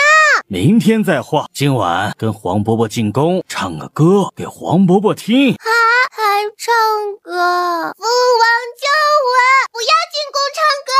皇兄，天色已晚，您还是赶紧回去休息。明日臣弟再送墨儿进宫来看你。臭小子，胆子不小，敢跟你老子抢人了！父皇，难得过年休息几天，木儿丫头能让儿臣彻底放松下来，儿臣也想多和木儿丫头待一会儿，多放松放松。你自己没有女儿吗？回去让你女儿陪你。儿臣的女儿要是能让儿臣如此开心，儿臣也不用惦记木儿丫头了。木儿丫头，再给你黄伯伯唱首歌可好？还有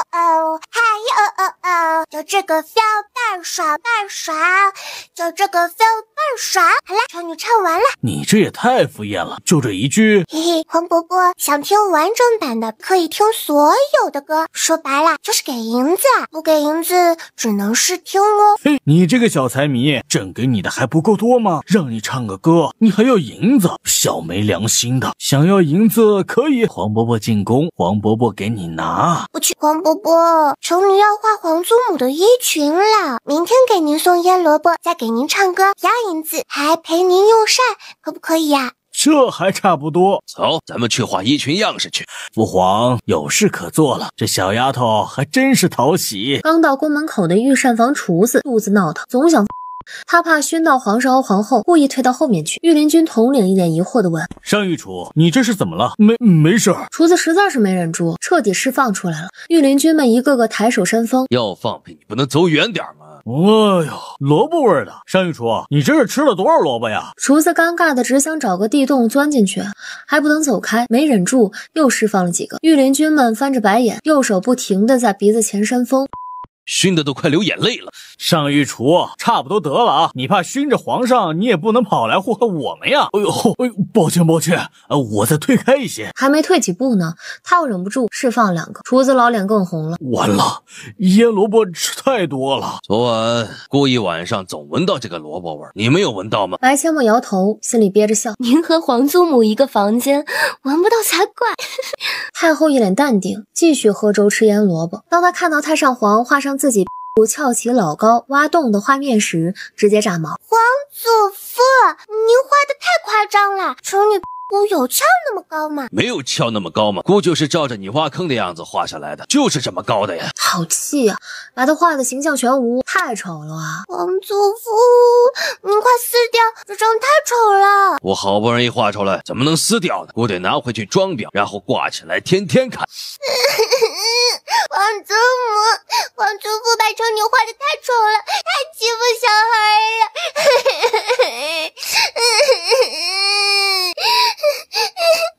太后一听白千墨哭得撕心裂肺，立马心疼起来。小沫儿一哭，她心都碎了一地。好，哎呀，不哭了啊！皇祖父现在就撕了，乖，别哭了啊！太好了，这么丢人的模样，终于不会被别人看到了。白千墨扬起灿烂的笑容，脸上一点泪痕都没有。哎呦，上当了！哎呀，那么用心的画出一幅画，还是我最喜欢的，居然让这小丫头假哭给骗得亲手撕了。这小丫头真会演戏呀，哭得跟真受了天大的委屈似的，谁能受得了呀？你假哭啊！皇祖母，城女是真的哭啊，就是哭不出来眼泪而已。哭的画呀！皇祖父别难过了，城女给您画一幅画行不行？我就要你挖坑的画。行，您等着，城女这就给您画出来。小丫头画功底相当不错呀，这水平没练个几年绝对练不出来，她是如何做到的？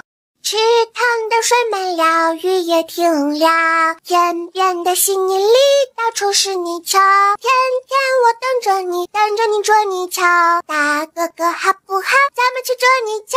八妹，等有泥鳅的时候，七哥带你去捉。八妹说的是大哥哥，当然是由我这个大哥哥带他去抓。我们都是哥哥，都可以带八妹去抓，谁规定只能大哥去啊？哥哥们都要一起去玩，人多才热闹呢，谁都不能缺席。皇上叹了一口气，起身去门口看了一眼，还是不见小莫儿的身影，这才转身回来吃饭，拿起筷子又忍不住看向门口，还是没来。菜夹了放进嘴里都觉得没什么滋味，皇上随便吃了几口，便叫人把饭菜撤了。哎呀，急死太监！还有一个望眼欲穿的人，就是九公主叶雨嫣，她已经往宫门口跑了好几趟了，说好的今天给她带酸酸糖的，怎么就不见人了呢？天啦，好想酸酸糖！而被皇上和九公主惦记的白阡陌玩得嗨翻了，玩了老鹰捉小鸡后，他又被叶幕林扛在肩上，在河岸边和其他哥哥追逐玩呢。银铃般的笑声回荡在河岸边，笑声中还夹杂着太后担忧叮嘱的声音。哎呀，年轻真好呀，当个无忧无虑的孩子更好。太上皇和太后陪在身边的感觉，就像是前世的爷爷奶奶陪着，七个哥哥把他捧在手心里，陪着他玩，陪着他闹，这是他上辈子想都不敢想的。刚进宫门，小八妹，你终于来了，等了你一整天呢。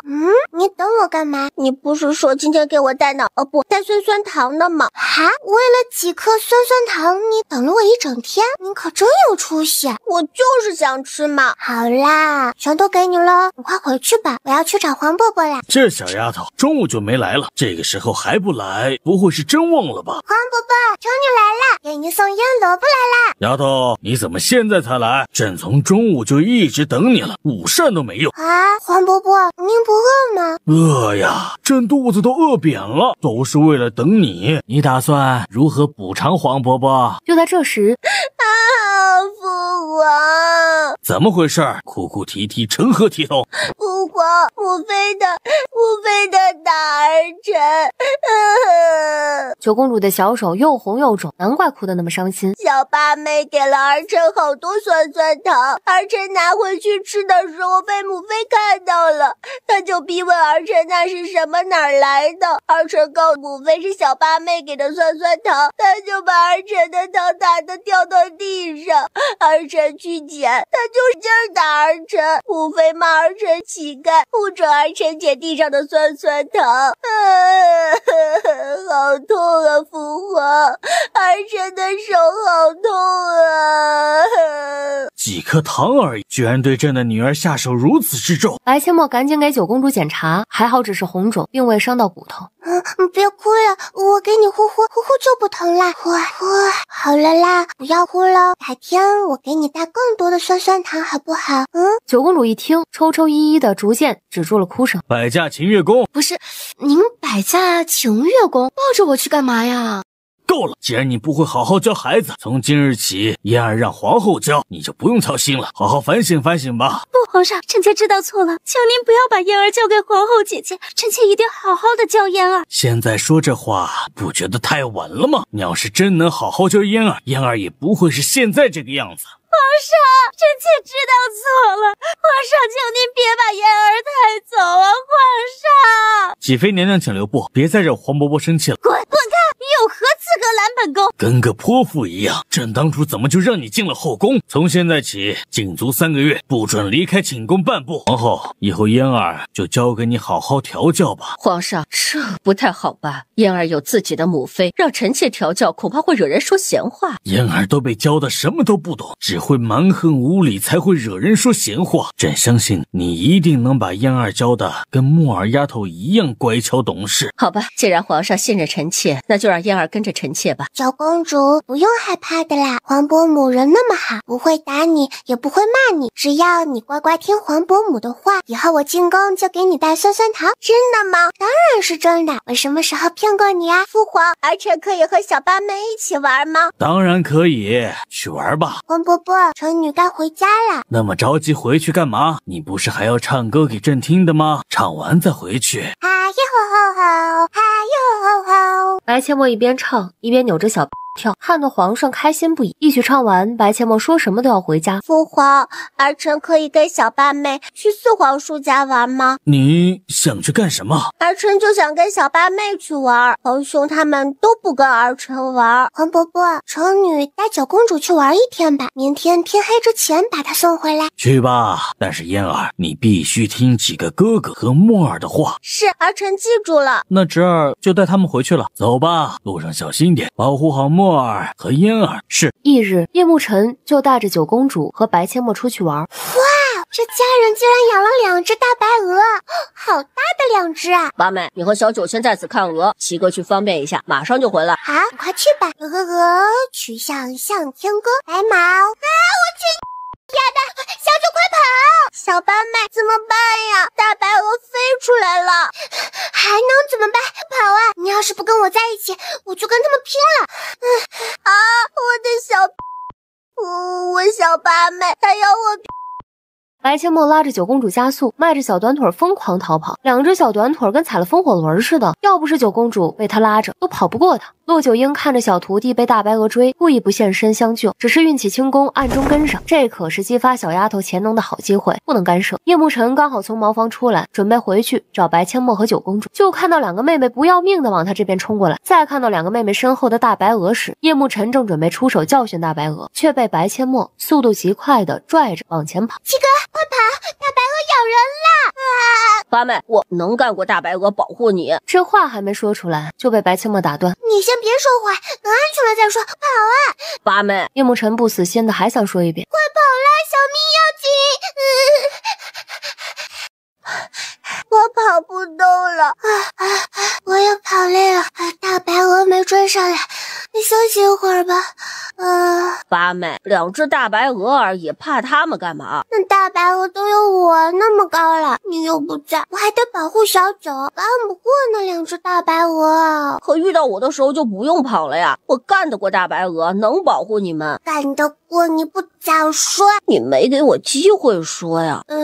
好像是有这么回事儿。走，回去。回去干嘛？干大白鹅呀！被2只大白鹅追了2条巷子，小九还被咬了一口，回去报仇。今晚要吃铁锅炖大鹅。好的，妹妹要吃炖大鹅，那必须得安排上。冲呀！兄妹3人气势汹汹的往回跑，2只大白鹅正迈着八爷步，嘎嘎的叫的一摇一晃的往回走着。听到身后的脚步声，又转头回来想攻击3人，但看到3人手里的武器，大白鹅怂了，扭头就跑。刚才3人被大白鹅追，现在是3人追大白鹅，那画面简直无法用言语描述。小家伙还挺记仇的。站住，别跑，你们跑不了的。你们干什么？快放开我家的鹅！不放，我们被他们追了2条巷子，还咬了我小九姐姐，这仇必须报。没错，必须报仇。他们咬本公主，本公主要吃了他们。这2只畜生敢追本公子的妹妹，还咬了本公子妹妹，你说这事如何解决？就在鹅主人装出一脸凶相，想要吓唬3个小家伙时，骆九婴出现在3个小家伙身后不远处，眼神如利刀一般的盯着他。鹅主人冷汗从耳后滑落。小公子，你想如何处理啊？赔钱！鹅主人都快急哭了。小的没银子呀，完了，这可是九公主呀。没银子没关系，把这2只大白鹅赔给我们，我们要吃了他们报仇。好吧，大白鹅你们带走，但之后可不可以不要找小人的麻烦啊？不行，我还是觉得亏了，必须加3个大鹅蛋。行，加3个鹅蛋，小的去给你们拿。算了，6个鹅蛋全给他们吧。为2只鹅和几个鹅蛋丢了性命不值得。小公子啊，这些是所有的鹅蛋，全赔给你们，你们呀就放过小人吧。行，大白鹅我们也带走了。好，都带走吧。回家。看在你态度良好的份上，这锭银子还给你，重新去买2只来养吧。鹅主人一愣，看了眼不远处的骆九婴。不用，你不用给小人银子，是小人养的大鹅伤到了你们，理应小人赔偿。你们快回家去吧。拿着吧。真的不用，快回家去吧啊。好吧。看着3个小家伙走远，骆九婴才走到鹅主人的面前，掏出一锭银子递给他。没为难3个孩子，是你做的最明智的选择。银子你收下，就当是赔偿你2只鹅的损失。小呀，七哥，大白鹅太重了，我抱不动了。抱不动也得抱，八妹比你还小，总不能让八妹抱吧？我都抱不动，小八妹更抱不动。可是能不能歇一会儿啊？真的好重。行，歇一会儿吧。八妹，你们看着一下，我去就来。七哥，你是想回去给鹅主人送点银子吗？你怎么知道的？我猜的。虽然大鹅追了我们，还咬了小九，可鹅主人家并不富裕，所以你想送点银子过去作为补偿。不过你不用去了，我刚才就给鹅主人银子了。不要就算了，咱们回家炖大鹅去。小九，我们两个一起拿吧，一人拎一只脚。不要，自己抱，你拎不动，太重了。那你扛着吧，这样就省力一点了，这样轻松多了。走啦，回家炖大鹅。给八小姐和九公主准备热水沐浴。是，王爷。我也要沐浴。那你还不回自己房间去？是要为父亲自帮你沐浴？不用，孩儿自己沐浴。叶慕辰说完，一溜烟跑回自己的房间。墨儿，跟为父说说，你们怎么会被大鹅追了2条巷子呀？不等白阡陌讲述经过，太上皇和太后出来了。你们2个小丫头，这是去钻鸡圈了？没有哦，皇祖父，我们是和白鹅打架了。谁赢了？当然是我们赢啦。都什么时候了，你还关心谁赢了？不应该先问问孩子有没有受伤吗？小丫头，你有没有受伤呀？皇祖父，小八妹没有受伤，孙女的大白鹅咬了一口。那一定是你跑得不够快。你要是跑得够快，大白鹅怎么可能咬你？皇祖父，您说对了，孙女就是因为跑得没有小八妹快。所以呀，你受伤怪不得别人，只能怪你自己。墨儿丫头比你还小，连她都跑不过，活该被咬。九公主心里诚实的承认自己很笨，甚至开始反思自己，明明比小八妹大，却连跑都跑不过小八妹。看来得问问小八妹是如何做到，自己也得学学，不然以后处处都不如小八妹，就太丢脸了。其实太上皇这么说，并不是不心疼九公主，只不过他也希望自己的孙女儿能有点出息，所以故意那么说，只为刺激九公主。妍儿丫头，你比墨儿丫头大，你才是姐姐，你应该保护妹妹，而不是妹妹反过来保护你，懂吗？你现在没什么本事，没有能力保护妹妹，咱们可以学，只要有意有恒心，不久的将来啊，再遇到这样的事情，就是你保护妹妹了。皇祖父，孙女明白了，孙女一定好好学本事，保护小八妹。这才像姑的孙女，等你回宫了，让你父皇找人好好教你点本事。皇祖父，孙女想跟小八妹一起学习，可以吗？这个姑说了不算，你得问你四皇叔。四皇叔可以吗？妍儿，跟墨儿一起学习可能会很辛苦，会很累，你怕不怕？小八妹不怕，我也不怕。那行，从明天开始你就跟着墨儿学习，要是吃不了苦，那就回皇宫找你母妃去。父王，小九不能找他的母妃了，他的母妃被禁足3个月，皇伯伯已经让皇祖母调教小九啦。早该如此，几妃都能教好孩子，随便一个宫女恐怕都比她强。小丫头，你真的没受伤？皇祖母，臣女真的没有受伤哦，受伤的是大白鹅，臣女可不是好欺负的。那就好，快去沐浴，一身的鹅毛。峰哥，我觉得可以培养一下司徒家的小丫头，让她跟在墨儿身边伺候，就算不做丫鬟，将来也可以成为墨儿的左膀右臂。我觉得可行，这小丫头就喜欢跟着墨儿，先看看她在哪个方面比较有天赋，然后着重培养，将来或许能成为墨儿的一大助力。我也是这么想的。司徒家善于经商，说不定那小丫头也有这方面的天赋。墨儿将来不可能什么事都亲力亲为，咱们得帮她培养几个得力的左膀右臂。还有，白夫人那边有个小姑娘叫春桃，白夫人也跟我说，那个小姑娘手脚麻利，品行也不差，想让春桃来王府伺候墨儿。我觉得你还是把那个叫春桃的小姑娘接来王府，亲自调教一番，再派给墨儿。墨儿虽然很聪明，但她年纪还太小，不怕她吃亏。派到她身边的人，必须是咱们都了解、信得过的人才行。我知道，我会亲自调教。香儿那小丫头倒是可以派给墨儿了。那就先让香儿去伺候墨儿，叮嘱晨儿看着点，不能因为墨儿被丫鬟欺负。好，我去安排。今天的天气特别好，骆九婴决定带白阡陌和叶慕辰去野外历练，锻炼体魄。师傅，我们今天一整天都在野外训练好不好？中午打猎烤野味，吃完继续训练如何？可是为师什么都没带，连盐都没有，烤出来的野味能吃吗？徒儿带调料啦。那就没问题，晚上在外面露营都可以。好耶，我要吃烤野兔，听说烤野兔很好吃，我要尝尝。花妹，七哥给你打一只不够打2只。白阡陌咽了一口口水，一脸的期待，来到鹰嘴崖，师徒3人往山顶爬去。停手！好野兔好香啊，我的传承都勾出来了，一吃完再练。过来休息一下吧，马上就可以吃了。哇，师傅的手艺真不是盖的，好想吃啊！再等一会儿，熟透了才能吃。今天为师让你们吃个够，你们只需要专心练功，等会儿为师再去打几只来烤。师傅，你太好了！2个小萌娃简直太可爱了，居然馋得流口水。好吃，这是我吃过最好吃的烤野兔。师傅的手艺真棒，真的太好吃了，美味。快吃吧，吃完还有。2只烤野兔最后还剩半只，师徒3人实在吃不下了。白阡陌取出一张宣纸，将剩下的半只烤野兔包起来，放在火堆边。休息了半个时辰，2个小家伙又开始练功。骆九婴交代了他们几句，就背起背篓去采草药打野兔去了。骆九婴离开半个时辰不到，天气突变，仅仅几个呼吸的时间，天空就阴云密布，还刮起了大风。八妹，风太大了，咱们先找个地方避一避吧，等师傅来找咱们。好，将宣纸包着的半只野兔塞进了小挎包中。一阵狂躁的大风猛然刮来，将白阡陌小小的身子带往悬崖边上。八妹刚抓住白阡陌的小手，又一阵更加猛烈的狂风吹来，将2个小家伙吹得掉下悬崖。师傅，救命啊！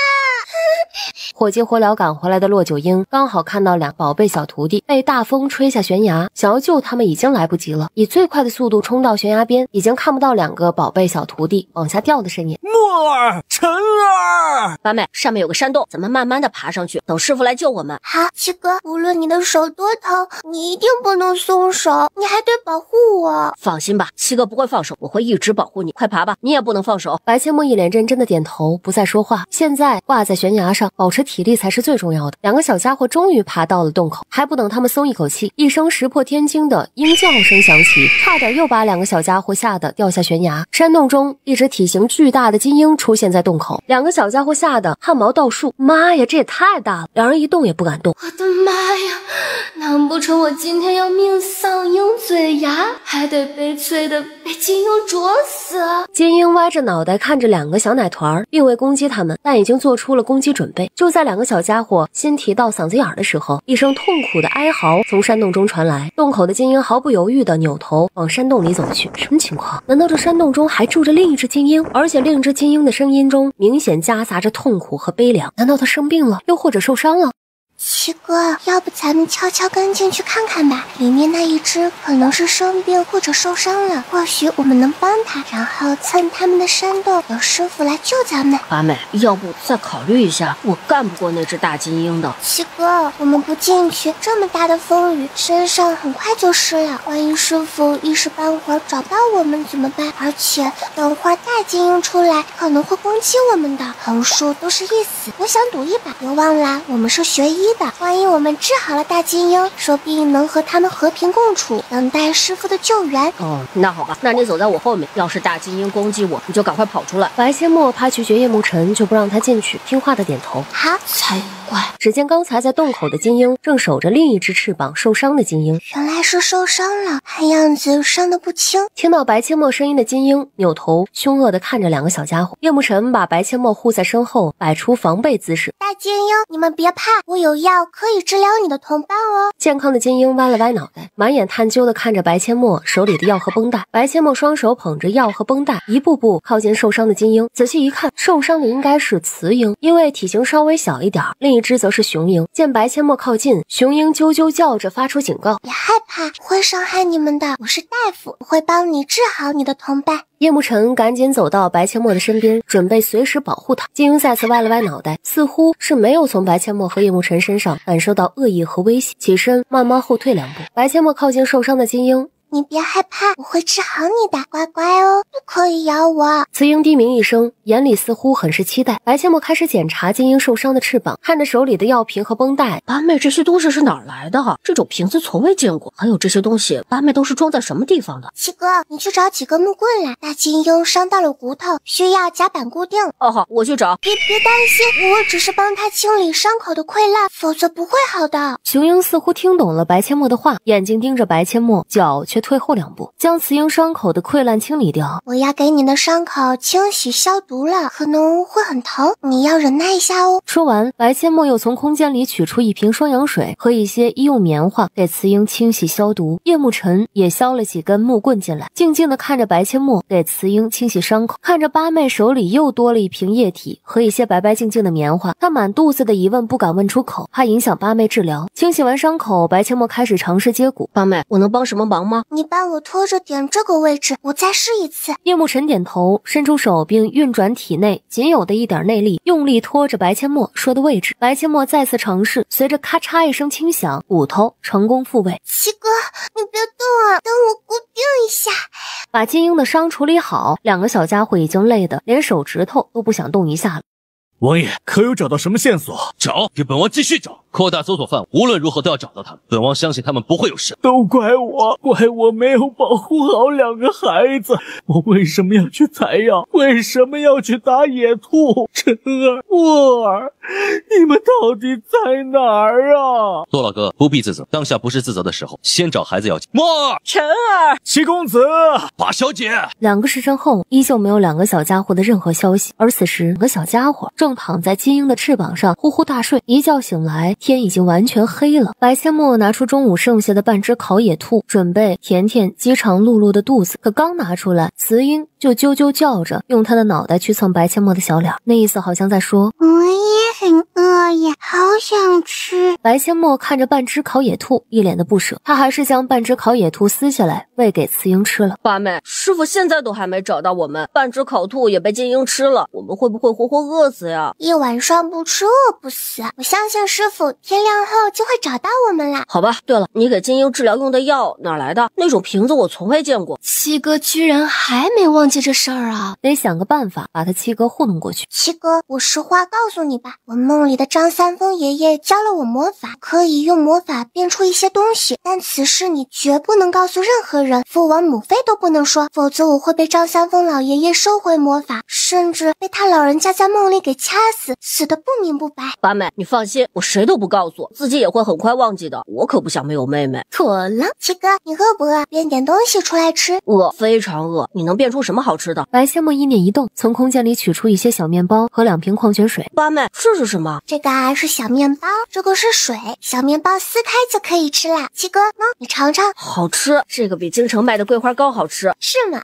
好吃你就多吃点，吃完不够我再变出来。 2个小家伙吃饱喝足后，想到洞口去看看。熊勇以为他们要走，便拦住了他们。他的伙伴还没好，怎么能让他们走呢？对，大金鹰，我要去方便，你能不能别拦住我呀？现在天都黑了，我们能去哪儿啊？金鹰非但不让，还推着他们2个往山洞深处走，那意思很明显，要方便去山洞深处，反正就是不准去洞口。无奈之下，兄妹俩只能找了个地方方便一下，然后返回雌鹰身边盘膝练功。而叶楚风他们啃了点干粮后，又继续寻找，虽然疲惫，但依然没有任何人放弃。骆九鹰一脸颓废，自责的道：“都怪老夫没有保护好他们，找了那么久都没有找到，到底掉哪儿去了？”叶楚风双眼红得可怕，却没有责怪骆九鹰，反而出声安慰他：“骆老哥，别自责，你也不愿意发生这样的事情，没有消息或许是好事。这里的悬崖太高，根本看不到上面的情况，他们有没有可能在崖壁中段被树枝或者什么东西挡住，没掉下来？有可能，就算是风再大，方圆10里我们都找过了，如果掉下来，不可能一点线索都没有。咱们得想办法从崖顶下来寻找。有道理，留一队人在下面，咱们上去想办法。好，王爷，属下带人在下面继续寻找，你们上去想办法。本王相信墨儿和陈儿会没事。雄鹰见2个小家伙睡得正香，出去为雌鹰觅食捕猎去了。听到雄鹰离开的声音，2个小家伙同时睁开眼睛。2个小家伙起身就要跑去洞口，雌鹰却快速的挡在他们面前，啾啾的低声叫着，似乎是在哀求他们不要走。放心吧，我们不走，走不了啊，我们又没有翅膀，掉下去会摔死的。说是这样说，若真掉下去，他自己也不会摔死。快到崖底的时候，就带着七哥躲空间里，然后利用空间以最快的速度出来，但不到万不得所以他不能暴露空间，他还太小，还不足以自保。从空间里取东西可以说谎圆过去，但真实进入空间，说什么谎言都显得苍白无力，毕竟眼见为实。慈英似乎听懂了白阡陌的话，跟着他俩一起来到洞口。白阡陌取出几张白纸和一支记号笔，七哥，你来写，告诉师傅和父王他们我们没事，但暂时不能离开。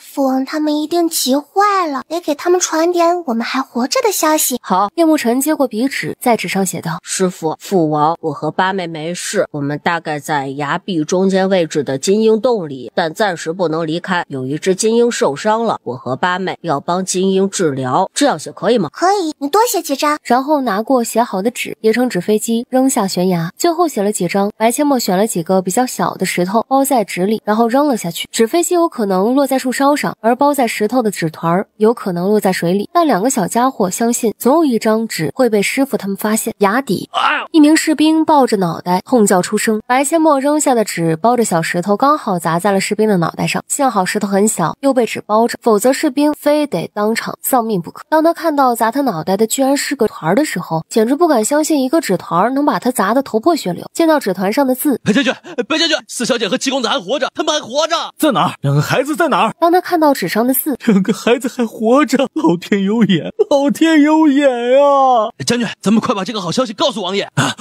对，快走，去找王爷。崖顶上的叶楚风等人正弄着绳子，准备从崖顶用绳子拴着人下去找。就在叶楚风和骆九婴争论他们两个谁下去的时候，王爷有消息了，两个孩子还活着，他们没事。你再说一遍，孩子还活着，他们没事，是晨儿的自己，他们在崖壁的阴洞里，他们没事，他们没事。太好，我就知道墨儿和晨儿不会有事。两个孩子暂时不能离开的话，他们吃什么喝什么，咱们得想办法把食物和水送下去。可现在咱们连他们在什么位置都不知道，要如何送啊？还是老夫下去看看吧。不是说有一只金鹰受伤了吗？老夫下去还能帮上忙。先去准备水和食物，多准备一些绳子，我和骆老哥一起下去。木儿和晨儿喜欢吃老夫烤的野兔，老夫现在就去准备。外出觅食的雄鹰归来，嘴里叼着一只野兔，雄鹰将嘴里叼着的兔子给雌鹰，另外两只扔给白阡陌和叶慕辰。七哥，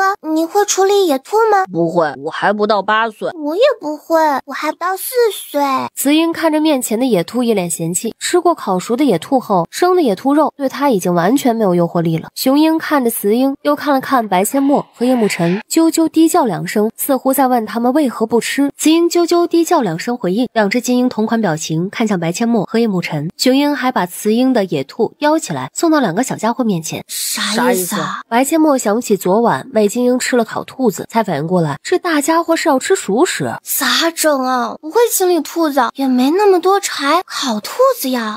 还有就这个 feel 倍爽，就这个 feel 倍爽。七哥，大金鹰应该是想吃烤野兔，怎么办啊？那我也没办法呀，我不会，而且柴都没有，也没有火，怎么烤啊？这些你能用魔法变出来吗？我也不是万能的，我能变个打火机出来，变不出来柴，更变不出烤野兔。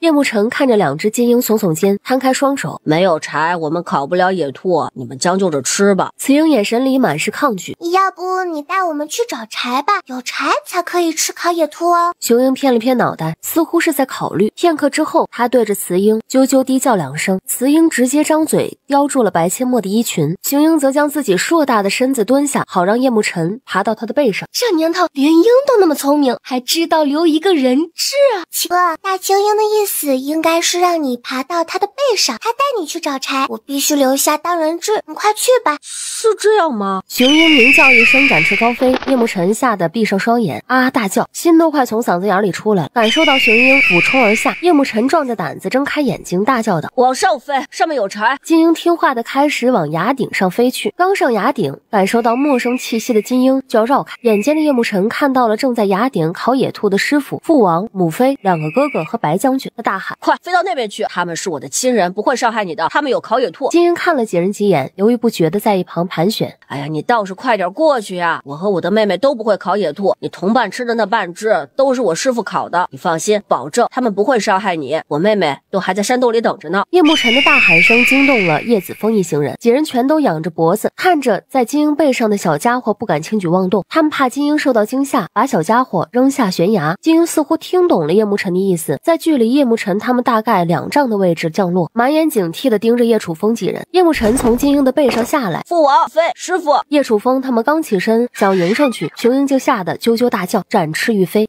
别过来，别吓到金鹰。叶楚风几人赶紧坐下，金鹰这才安静下来。叶慕辰冲过来的一瞬间，就被叶楚风一把捞在怀里，紧紧地抱着。臭小子，妹妹呢？妹妹有没有受伤？她怎么没上来？父王，妹妹没有受伤，就是脸上被藤蔓刮了点痕迹，她被金鹰当成人质了。叶慕辰把自己上了崖顶的原因说了一遍，叶楚风哭笑不得。烤不就是要吃烤野兔吗？我们在崖顶上为你们打野兔、烤野兔，1日3餐为你们提供。晨儿，你必须照顾好妹妹，需要什么就告诉父王，父王为你们准备。多谢父王。金鹰伤了骨头，一时半会儿无法痊愈，孩儿和妹妹可能还得在山洞待很长的时间。晨儿，这金鹰那么大，当你和墨儿的坐骑正好，既然要在山洞待一段时间，你们看看能不能想办法把他们驯服。晨儿，你师傅这想法不错，你妹妹虽然比你小，但她点子多，你跟她说一下，试试看能不能驯服2只金鹰。父王，孩儿和八妹试试看，要是能驯服就好了。说不定烤野兔就能诱惑2只金鹰。七弟，你记住了，你和八妹一定要亲手思考喂他们，而且要一边喂一边沟通，让2只金鹰逐渐明白你和八妹的指令。大哥，我怎么感觉你说的跟训狗差不多呀？你管他呢，有效果就行。我一定要驯服2只金鹰。香蕉里，苹果里，统统拿来洗，统统拿来洗。七哥这是出去打劫了？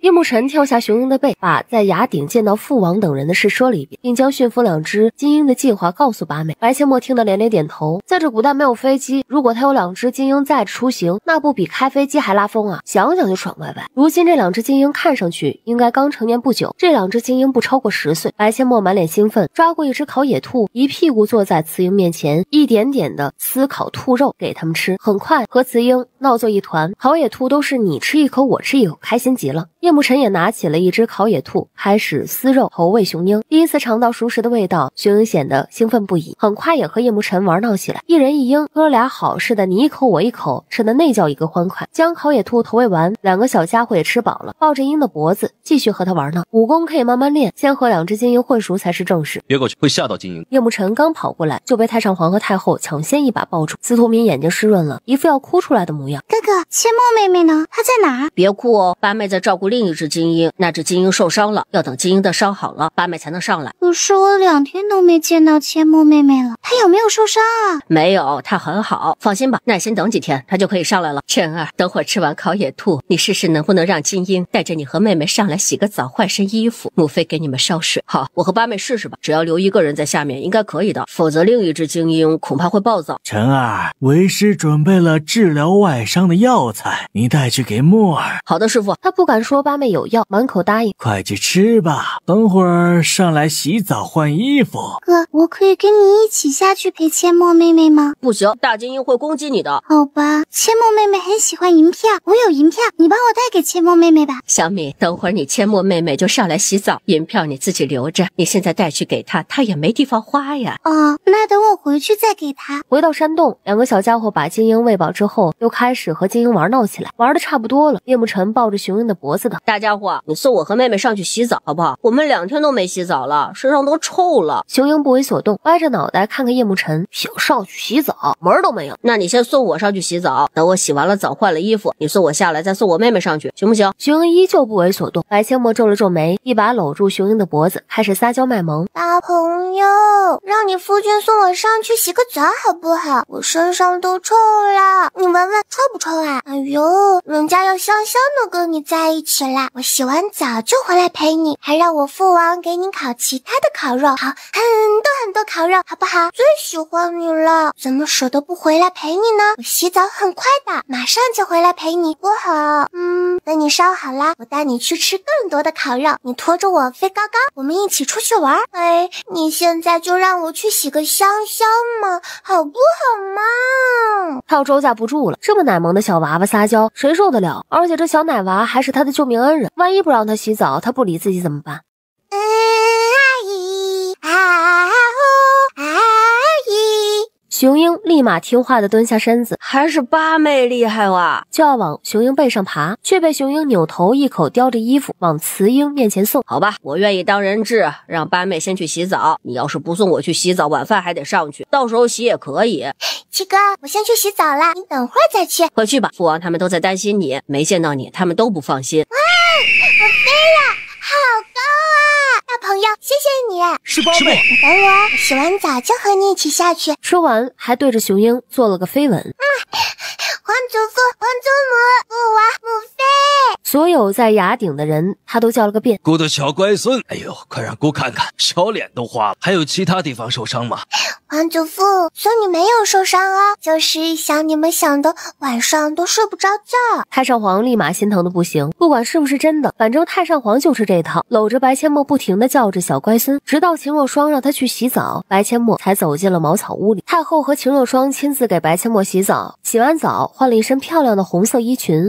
哥哥们，我该回去了，等会儿让七哥上来洗澡。我要是不回去，七哥就要遭殃了。你七哥皮厚，你晚点回去没关系的。真的没关系吗？万一七哥被精英啄了怎么办？算了，还是让八妹回去吧。虽然七弟那臭小子不怎么讨人喜欢，但毕竟是亲兄弟，他受伤的话，父王母妃会难过的。说的也是，还是让八妹回去吧，不能让父王母妃伤心。不管怎么说，反正就是打死也不会亲口承认，他们也担心七弟。那我走啦，我还得回去陪受伤的大精英，他还离不开我。父王可以烤一些其他的肉哦，不一定非得是野味，也可以买些猪肉来烤，嘿嘿。好，为父还担心打不到野兔了。快去吧，墨儿，为师相信你能驯服2只精英。雌鹰一见他回来，立马跑过来，脑袋一个劲儿的往他怀里钻，痒得他咯咯直笑。大精英，你带我上去洗个澡吧。雄鹰直接把头扭到一边，看都不看他一眼。我做错了什么？居然不带我去洗澡？叶慕辰看向雌鹰，雌鹰满脸的嫌弃。同样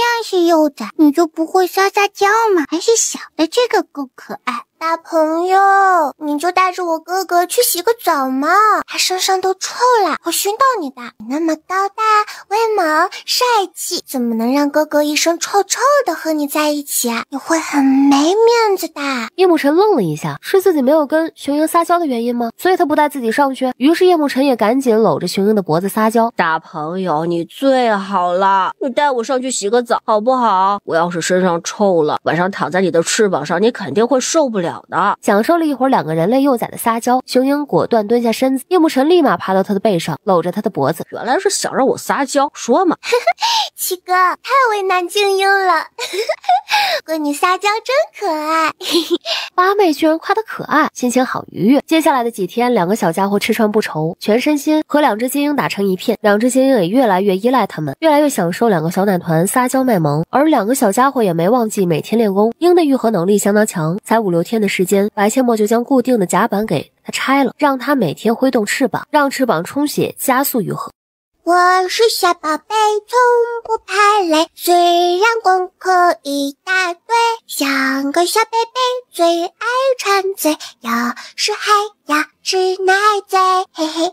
时间一晃而过，转眼2个小家伙就在鹰洞中陪伴精英半个月，雌鹰的伤彻底痊愈。叶慕辰和白阡陌也准备带精英回家。大朋友，我要回家了，你跟我走好不好？我舍不得离开你。你跟我回家，以后有吃不完的烤肉。你要是继续留在这里，那只能连毛带都吃不来的猎物，多脏呐！你已经是我的好朋友了，你就跟着我回家吧，我会一辈子陪着你的。而叶慕辰也同样搂着雄鹰的脖子撒娇，白阡陌说一句，他也跟着说一句。雌鹰先投降了，太舍不得朝夕相处半个月的小奶团，啾啾低叫2声，2只精英同时蹲下身子。好耶，我们回家啦！回家喽！叶慕辰也大叫着爬上雄鹰的后背，2只精英起身，雄鹰走在前面，雌鹰跟上，2只精英展翅翱翔。上来了，莫尔和晨儿上来了。阡陌妹妹，我在这里。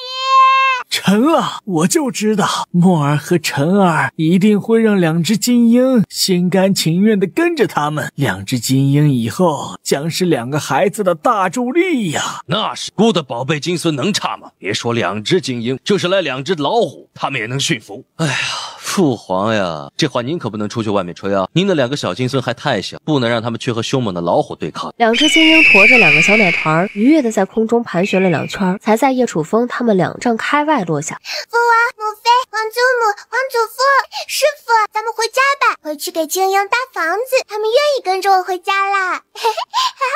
晨儿，你就不能悠着点儿？万一将皇祖母撞倒，看我怎么收拾你！没事没事，本宫没那么弱。千梦妹妹，我可以和你一起骑金鹰回家吗？不行，和金鹰不熟，它会攻击你的。而且我的金鹰翅膀受伤了，才刚好，它也会承受不住的。对哦，那我跟王妃娘娘骑马回家。对了，这些银票给你，回家就可以出去买东西啦。那可是他父亲临走时留给他的，他居然一张不留的全塞给了白千墨。你给我银票干嘛？因为你喜欢银票啊，反正我也用不着，吃住都在王府，干脆全给你好了。哎，我不要，我有，你自己留着吧。司徒敏小嘴一撇，一副要哭出来的模样，眼泪都在眼眶里打转了。千墨妹妹，你是不是不喜欢我了？没有，绝对没有，我很喜欢你的呀。那你为何不要我给你的银票啊？我的就是你的，我就要给你。小明明，你这么可爱，你爹知道吗？拿你爹的钱给我，你就不怕你爹说你是个败家女啊？千梦妹妹，你快拿着，回去就可以去买东西啦。我不要，这是你爹爹给你的，自己留着。你要是真想给我，等你以后自己赚了银子给我，我就要。明白了，爹给我的钱你不要是吧？好，那我以后自己赚银子，我赚的都给你。完了，这小妮子六亲不认了。你赚的银子全给我，你不孝敬你的父母啦？孝敬啊，但他们有很多银子，不用我给他们银子。小妮子傻得真可爱。好，那你努力赚银子，我以后就靠你喽。好了，先收拾东西回家，有什么事回家再说。在山顶半个月了，都快成野人了。池塘的水没了，雨也停了，天边的稀泥里到处是泥鳅，天天我等着你，等着你捉泥鳅，大哥哥好不好？咱们去捉泥鳅。这2个小没良心的都没跟我这个大哥这么撒过娇。大哥还不如2只金鹰。不，我们6个哥哥都还不如2只金鹰。不过我只想要八妹向我撒娇，七弟还是算招架不住。脑海里脑补出七弟向他们撒娇的模样，全都忍不住汗毛倒竖。算了，还是八妹撒娇就好。哎呀，哥哥们，我也不想撒娇啊，可是2只金鹰就吃这一套。6个哥哥满脸的不可置信，2只金鹰居然喜欢2个孩子撒娇。不过看七弟和八妹和金鹰玩的那么开心，应该是真的。叶慕林尝试靠近白千梦，可才走出2、3步，2只金鹰就满眼警惕地盯着他。白千梦赶紧安抚大朋友，你们不要害怕，他是我的大哥哥，不会伤害你们的。2只金鹰依旧满眼警惕。叶慕林再向前走了2步，金鹰干脆直接拽着2个小家伙爬上他们的背，展开翅膀飞到屋顶上去了。白千墨抱着金鹰的脖子安抚：大朋友，你别害怕呀，他们都是我的家人，不会伤害你的。咱们下去吧，好不好？我去给你烤肉吃。雌鹰：我不是怕，我是怕你被他抢走。奈何白千墨听不懂鸟语，只得和叶慕辰继续撒娇卖萌，连哄带拐的才把2只金鹰从屋顶上给哄下来。从屋顶下来后，白千墨从雌鹰背上下来，走向6个哥哥。然而刚迈出1步，衣裙又被雌鹰给叼住，就是不让他离开。没办法，6个哥哥只能暂时离开。可是他们心里郁闷，2只金鹰这是彻底把八妹给霸占了，想抱抱他都抱不到。要知道，他们已经半个月没有抱到八妹了。或许是刚到陌生环境的原因，2只金鹰特别依赖白千墨和叶慕辰，不让任何人靠近，也不让他们靠近任何人。直到一阵阵熟悉的烤肉香味传来，2只金鹰才把目光看向一旁烤肉的骆九鹰。雄鹰胆子要大一些，闻到烤肉的香味，他居然用脑袋挥着叶慕辰往火堆边走去。叶慕辰笑了，加快脚步好像师傅，就被雄鹰给拽了回来。白千墨苦着小脸问：师傅，晚上我和七哥会不会被金鹰抓到屋顶上去睡啊？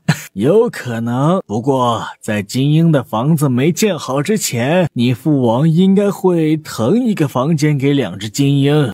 我已经和金鹰睡了半个月了，还现在这样子，他们那么黏着我和七哥，我以后是不是不能睡床了？墨儿别灰心，等2只金鹰适应了在王府的生活，他们不再怕人的时候，就不会这么黏你了。好吧，幸好睡在金鹰的翅膀上不老，我和七哥再训练训练他们。也只能你和陈二训练，他们都不让任何人靠近，为时想想帮你都帮不了，只能帮你烤肉。骆九婴撕下一块烤肉喂给慈英，可慈英看了他一眼，将脑袋往白阡陌怀里钻，理都不理他。骆九婴无语，把烤肉递给白阡陌，让白阡陌投喂。慈英这才开心的吃了起来。到了晚上，果然如白阡陌想的那样，金英根本不让他和叶慕辰回房休息，两个小家伙只得继续睡在金英的翅膀上。一连几天，金英几乎都霸占着白阡陌和叶慕辰的全部时间，直到7天后，白阡陌才得以脱身。恭喜你发财，恭喜你精彩，最好的请过来，不好的请走开，礼多人不怪。御林军统领从皇宫出来后，他眼尖的发现小郡主带着2个小丫头，有说有笑的正往王府大门走去。看看四下没有王府的人，立马以闪电般的速度面向白阡陌，在3个孩子都还没反应过来的情况下，抱起白阡陌，运起轻功就往皇宫方向飞掠。阡陌妹妹，八小姐！ 2个小丫头反应过来，惊慌大喊。被御林军统领抱走的白阡陌也用尽全力挣扎。当他看清抱走他的人往皇宫飞掠时，扭头看清抱他的人居然是御林军统领。统领大叔，你这是何意？干嘛把我抢到皇宫里来啊？小郡主，皇上想你想的都快魔怔了，你就跟卑职去看看皇上吧。去看黄伯伯没问题啊，本来就打算今日晚膳时进宫探望黄伯伯的，可你现在把我劫来，父王找不到我该怎么办啊？摄政王发怒可不是谁都能承受的，可都把小郡主抱进宫门了，难不成还送回去？那我岂不是白跑一趟？哎，不管了，都已经进宫了，只要把小郡主送到皇上面前，剩下的事儿就让皇上解决。王爷和皇上可是亲兄弟，不可能因为这点小事就伤了和气。想到此，御林军统领抱着白阡陌毫不犹豫地往皇上的御书房飞奔而去，而司徒敏和香儿则急得大哭，发疯似的往王府跑，一边跑一边大叫：王爷，不好了，八小姐被人劫走了！一句八小姐被劫走了，让整个王府都炸了。怎么回事？莫尔被什么人劫走了？司徒敏哭着摇头：我们不知道是谁，而且那人速度太快，一晃就不见了。有没有看清楚穿的什么样的衣服，从哪个方向走的？不等2个小丫头回答，何人如此大胆啊，敢劫走姑的小乖孙，抓到他，不要将他碎尸万段，太可恨了。姑的小乖孙好不容易才回来，在家都没待几天，又出事了。风儿一定要把丫头找回来，把劫走丫头的人给姑抓来，不要亲手打断他的四肢。小米，劫走墨儿的人往哪个方向跑了？指着皇宫的方向说：就是这个方向。不是吧？哎，太上皇下不了手，打断劫匪的四肢了。叶楚风也是嘴角抽了抽：我去找墨儿，你们在家等我，还不快派人去找？愣着干嘛？父皇，儿臣现在就去找。多派点人去，一定要把姑的小乖孙救回来，把劫匪给姑抓回来。叶楚风挑眉，看着皇宫的方向：父皇，这个劫匪儿臣抓不了。老头子，走，我陪你去废了绑匪的四肢，你动手我看着，为你呐喊助威。哎呀，去！劫匪有可能是皇儿，我还能真废了他不成？这臭小子也真是，实在想墨儿丫头就不能出宫来看他，非得让人劫走，诚心吓唬他老子。改天进宫去，得好好说他2句。皇宫中，皇上的御书房外，御林军统领放下白阡陌，飞快地逃离现场。这劫匪太不负责了，把我劫来就跑了，算什么事嘛？白阡陌悄悄走到皇上的书房门口，把他的刺猬头探进书房看了一眼，又立马缩了回来。黄伯伯居然在发呆。小兔子乖乖，把门儿开开，快点开开，我要进来。这声音是墨儿丫头的声音，可是小丫头居然把朕当做了小兔子。小丫头敢把朕当成小兔子，你还是第一个，是不是皮痒了？黄伯伯，侄女皮不痒，就是全身上下连头发丝儿都在想您。贫嘴，既然想朕，为何回来这么多天都不进宫看望黄伯伯？黄伯伯，侄女也想来看您啊，可是2只精英刚到王府，根本就不让侄女离开半步，连晚上都是睡在精英的翅膀上。可怜的。原来如此，那今天怎么能脱身来看黄伯伯了？来了，居然不给黄伯伯带腌萝卜。黄伯伯，不是您派人把侄女接来的吗？侄女本来打算晚膳时间再来给您带腌萝卜的，您让人半道上把侄女劫来，侄女还怎么大腌萝卜啊？木耳丫头是被劫来的，谁干的？要命了！四弟要是发疯，那还得了？这锅是甩给谁的？朕好像还不得不背呀。木耳丫头，是谁帮你劫来的？反正是黄伯伯您身边的人，不管是谁劫的，都跟您脱不了关系。嘿嘿。说的很有道理。1刻钟不到，叶楚风就出现在皇上的面前。皇兄，还真是你干的好事。想见木耳，你派人去王府说一声就行，还偷偷摸摸干起劫匪，你惨喽！朕说不是朕干的，你信吗？臣弟信不信不重要，只要木耳没事就行。但有人扬言废劫匪4只，哼，谁敢废朕的4只？父皇，这谁甩的锅？朕不背了。四弟，真不是朕干的。你问木耳，问问他是谁把他劫来的？黄伯伯，劫侄女的是您身边的人呀，没有您的手艺，他应该不敢劫侄女吧？小丫头，你居然出卖你黄伯伯，黄伯伯好心疼啊！不疼啊，不疼，侄女没有出卖您哦，是您的御林军统领干的。什么？是他？朕找他算账去。来人，把御林军统领给朕找来。黄伯伯，还是算了，他也没啥坏心眼儿，就是为了让您见到侄女。皇祖父又不会真的废您的4只啊。这倒是。行了，来都来了，留下来陪朕用晚膳吧。黄伯伯，不行的，侄女不回去，精英会暴躁，而且皇祖父有可能杀进宫里废您4只。好吧，那你去看看嫣儿，她都闹着要去找你闹好几回了。没问题，黄伯伯，侄女能带她去王府玩几天吗？带走，玩几天都行。多谢黄伯伯，那侄女走啦，改天再来看您。下次来不许唱小兔子开门了啊！好嘞，没有下次啦。国兄，小兔子开门怎么唱啊？滚，问你闺女去。叶楚风大笑着离开。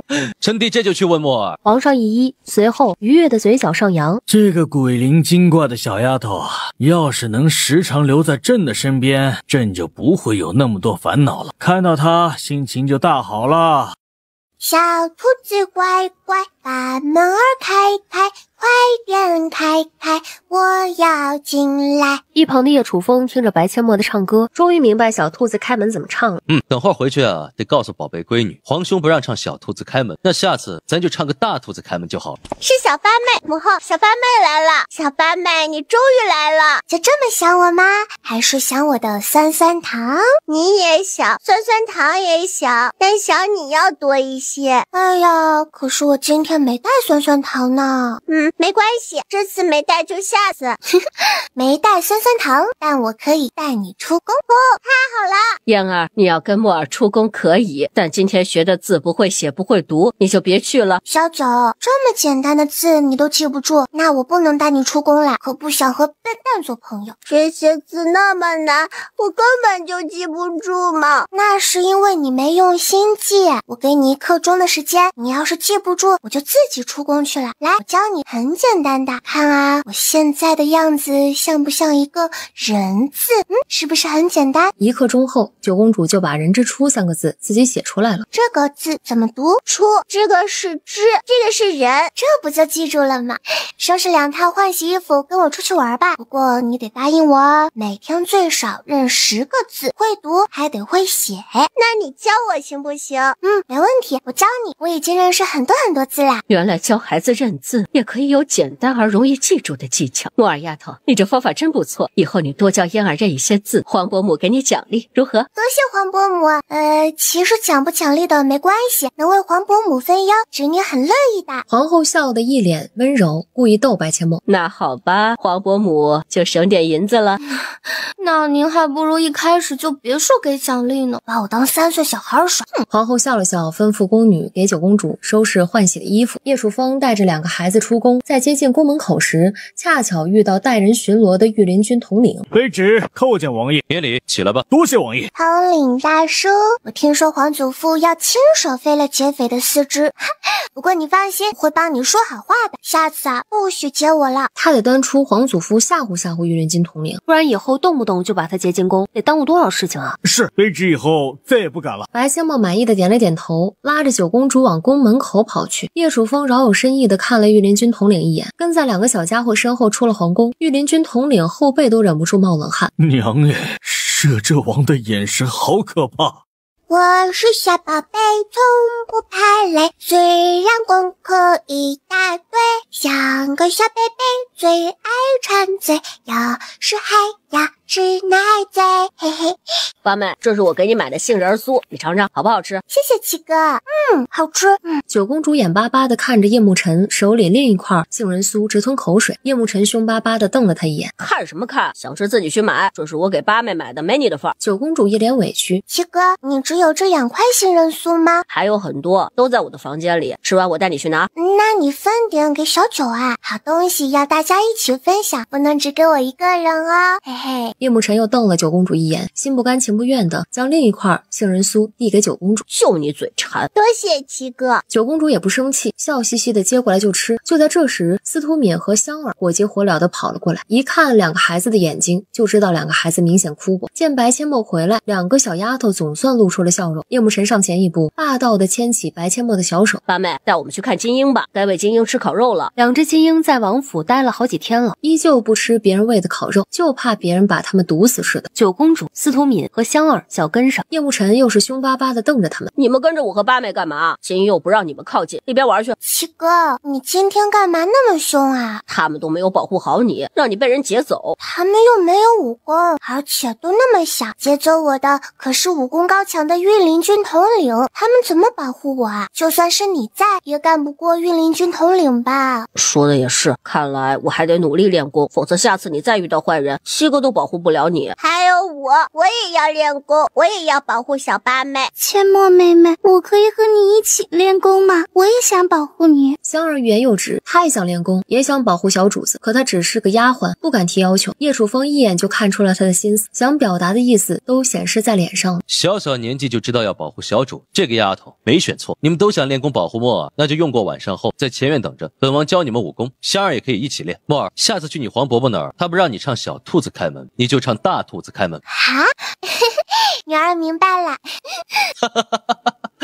什么小兔子开门，大兔子开门？墨儿丫头，给皇祖父唱一遍如何？好嘞，小兔子乖乖，把门儿开开。这有何好笑的呀？父皇，您的小乖孙啊，去皇兄书房门口敲门，就唱的这首小兔子开门。小丫头，你怎么可以这么可爱，在你黄伯伯门口唱小兔子开门？他没打你屁股吧？黄伯伯可舍不得打你，黄伯伯可舍不得打您的小孙女儿，他要是敢打孙女儿，孙女儿就找您告状。对，就这么干。下次去看你黄伯伯呀，还唱小兔子开门。你黄伯伯要是敢打你，就回来告诉皇祖父，皇祖父去踹他屁股。孙女不敢，孙女儿已经答应了黄伯伯，不会有下次啦。那就听你父王的，唱大兔子开门。好嘞。香蕉啊梨呀苹果啊梨，统统拿来洗。白阡陌一个趔趄，差点一跟头栽到地上。你还能唱得更难听点吗？耳朵都要起茧子了呀，一点都没有墨儿丫头唱得好听。听到太上皇哼的歌，叶楚风抬手一拍脑门，闪身消失。再听下去，耳朵就要中毒了。一是九公主、司徒敏和香儿没什么基础，也没有墨儿那让人羡慕嫉妒恨的天赋，只能一招一式，循序渐进的教。叶楚风教的差点吐血3斤，3个小姑娘的领悟力怎么就那么差？看着骆九婴那一脸享受的模样，叶楚风是真的羡慕了。骆老哥，咱俩换一下行吗？不换，老夫只教老夫的徒弟。再说了，教他们可是你自己答应的。骆老哥，你就换我休息一下，我都快累死了。3个小丫头的领悟能力，还真就不如墨儿的3成。那是，否则老夫能收墨儿丫头为徒吗？老夫收徒，没有天赋的一概不收。叶楚风认命的回去继续教3个小丫头。骆九婴满脸的得意，可还没得意多大一会儿呢，就被白阡陌和叶慕辰放倒，一顿痒痒功伺候。墨儿丫头，晨儿，快住手啊！本王让你。叶楚风闪身来到骆九婴的身边，出手如电，点了他的穴道。燕儿还愣着干嘛？没看到你七哥和八妹在干嘛吗？九公主愣了一下，见小八妹和七哥笑得那么开心，她立马拉着司徒敏和香儿加入。骆九婴眼泪都笑出来了。王爷，你不讲武德，快给老夫解开穴道！你想得美！你都说本王不讲武德了，你觉得本王会给你解开穴道吗？你就好好的陪孩子们玩一会儿，本王呢去打点野味了，中午就不回去用膳了。啊！父王不回去用上金鹰怎么办？哎呀，为父还真把那2个家伙忘记了。算了，不去了，你们玩一会儿啊，咱们跑着回家。骆九婴笑得都快岔气儿了，白阡陌他们才停手，叶楚风才解开他的穴道。骆九婴刚想偷袭叶楚风，让他也尝尝被挠痒痒的滋味，天空中又传来2声熟悉的鹰叫声。白阡陌和叶慕辰眼睛同时一亮，挥动着小手对着天空中的2只大鹰大喊：大朋友，我在这儿！2只金鹰回应2声，对着白阡陌和叶慕辰俯冲而下。早知道你们2个家伙要来，本王就去打猎了。现在去还来得及，有金鹰在，孩子们不会有危险，咱们去打猎吧。本王才不跟你一起去，多了2张嘴，得多吃多少野味啊！一人去一边，这样快一些。没问题，说的好像老夫愿意跟你似的。骆九婴说完，闪身消失。叶楚风看向2只金鹰，保护好孩子们，否则别想吃烤肉。雄鹰啾啾低叫2声，雌鹰则直接将脑袋搭在白阡陌的肩膀上，那意思好像在说：谁也不能伤害我的小乖乖。叶楚风也运起轻功，几个起落便不见了身影。九公主、司徒敏和香儿看着白阡陌和叶慕辰与金鹰玩闹，小脸上满是羡慕，却不敢靠近。玩闹了一会儿，白阡陌便让2只金鹰守在一旁，他则走到九公主他们身边，开始教他们打拳。或许是孩子教孩子的原因，3个小丫头学习的速度比跟叶楚风学的时候快了不少。叶楚风回来时，远远就看到几个小丫头正一板一眼的打拳，还打的动作标准。叶楚风嘴角一抽，都有点怀疑自己的教学能力了。为何自己教的时候，他们的动作纠正几次都不标准？还是墨儿像教1、2识字一样，有不一样的方法，能让1、2他们很快记住？既然孩子们练得认真，叶楚风干脆扛着路去处理，没有惊动孩子们。池塘的水满了，雨也停了，天边的稀泥里到处是泥鳅，天天我等着你，等着你捉泥鳅，大哥哥好不好？咱们去捉泥鳅。九公主脚下一滑，哎呦一声，直接摔进了溪水里。真是笨的要死，这都能摔倒，以后出去别说本公子是你堂哥。小九，你没事吧？啊，小八妹，我的手好疼。哇哦，小九，你这运气真不是盖的，摔一跤都有小螃蟹找上门来。小八妹，快把它拿掉，它咬着我的手放。这么小一只，蟹钳那么小，应该没有多疼吧？要不然你让它咬你一口试试。咬我不可能，但是我想把它给吃了。可惜太小了，就只够吃一口，吃不过瘾。小八妹，这玩意儿还能吃啊？能啊，烤出来挺香的，用油炸也好吃。七哥，要不咱们多找点，拿回去烤了吃？八妹，你别开玩笑了，这小虫子还能吃？看着都没肉，怎么吃啊？我没开玩笑，连壳一起吃啊，还可以补钙呢。这可是好东西，补钙，补天灵盖吗？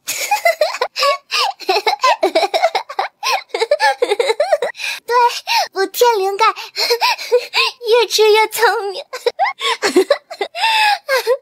那我要多抓点回去吃。我也要变聪明。应该不是补天灵盖，否则八妹不会笑成这样。但到底是补什么钙呀？他不好意思问，就怕八妹说他没见识。既然八妹想吃，那就多找些带回去烤。于是叶慕辰弯腰开始找了起来。七哥，要把石头翻开，小螃蟹一般都躲在石头缝里。好家伙，几个孩子去小溪边洗手，现在全都在小溪里翻石头找小螃蟹。啊！这玩意儿又咬我手了！啊，好疼！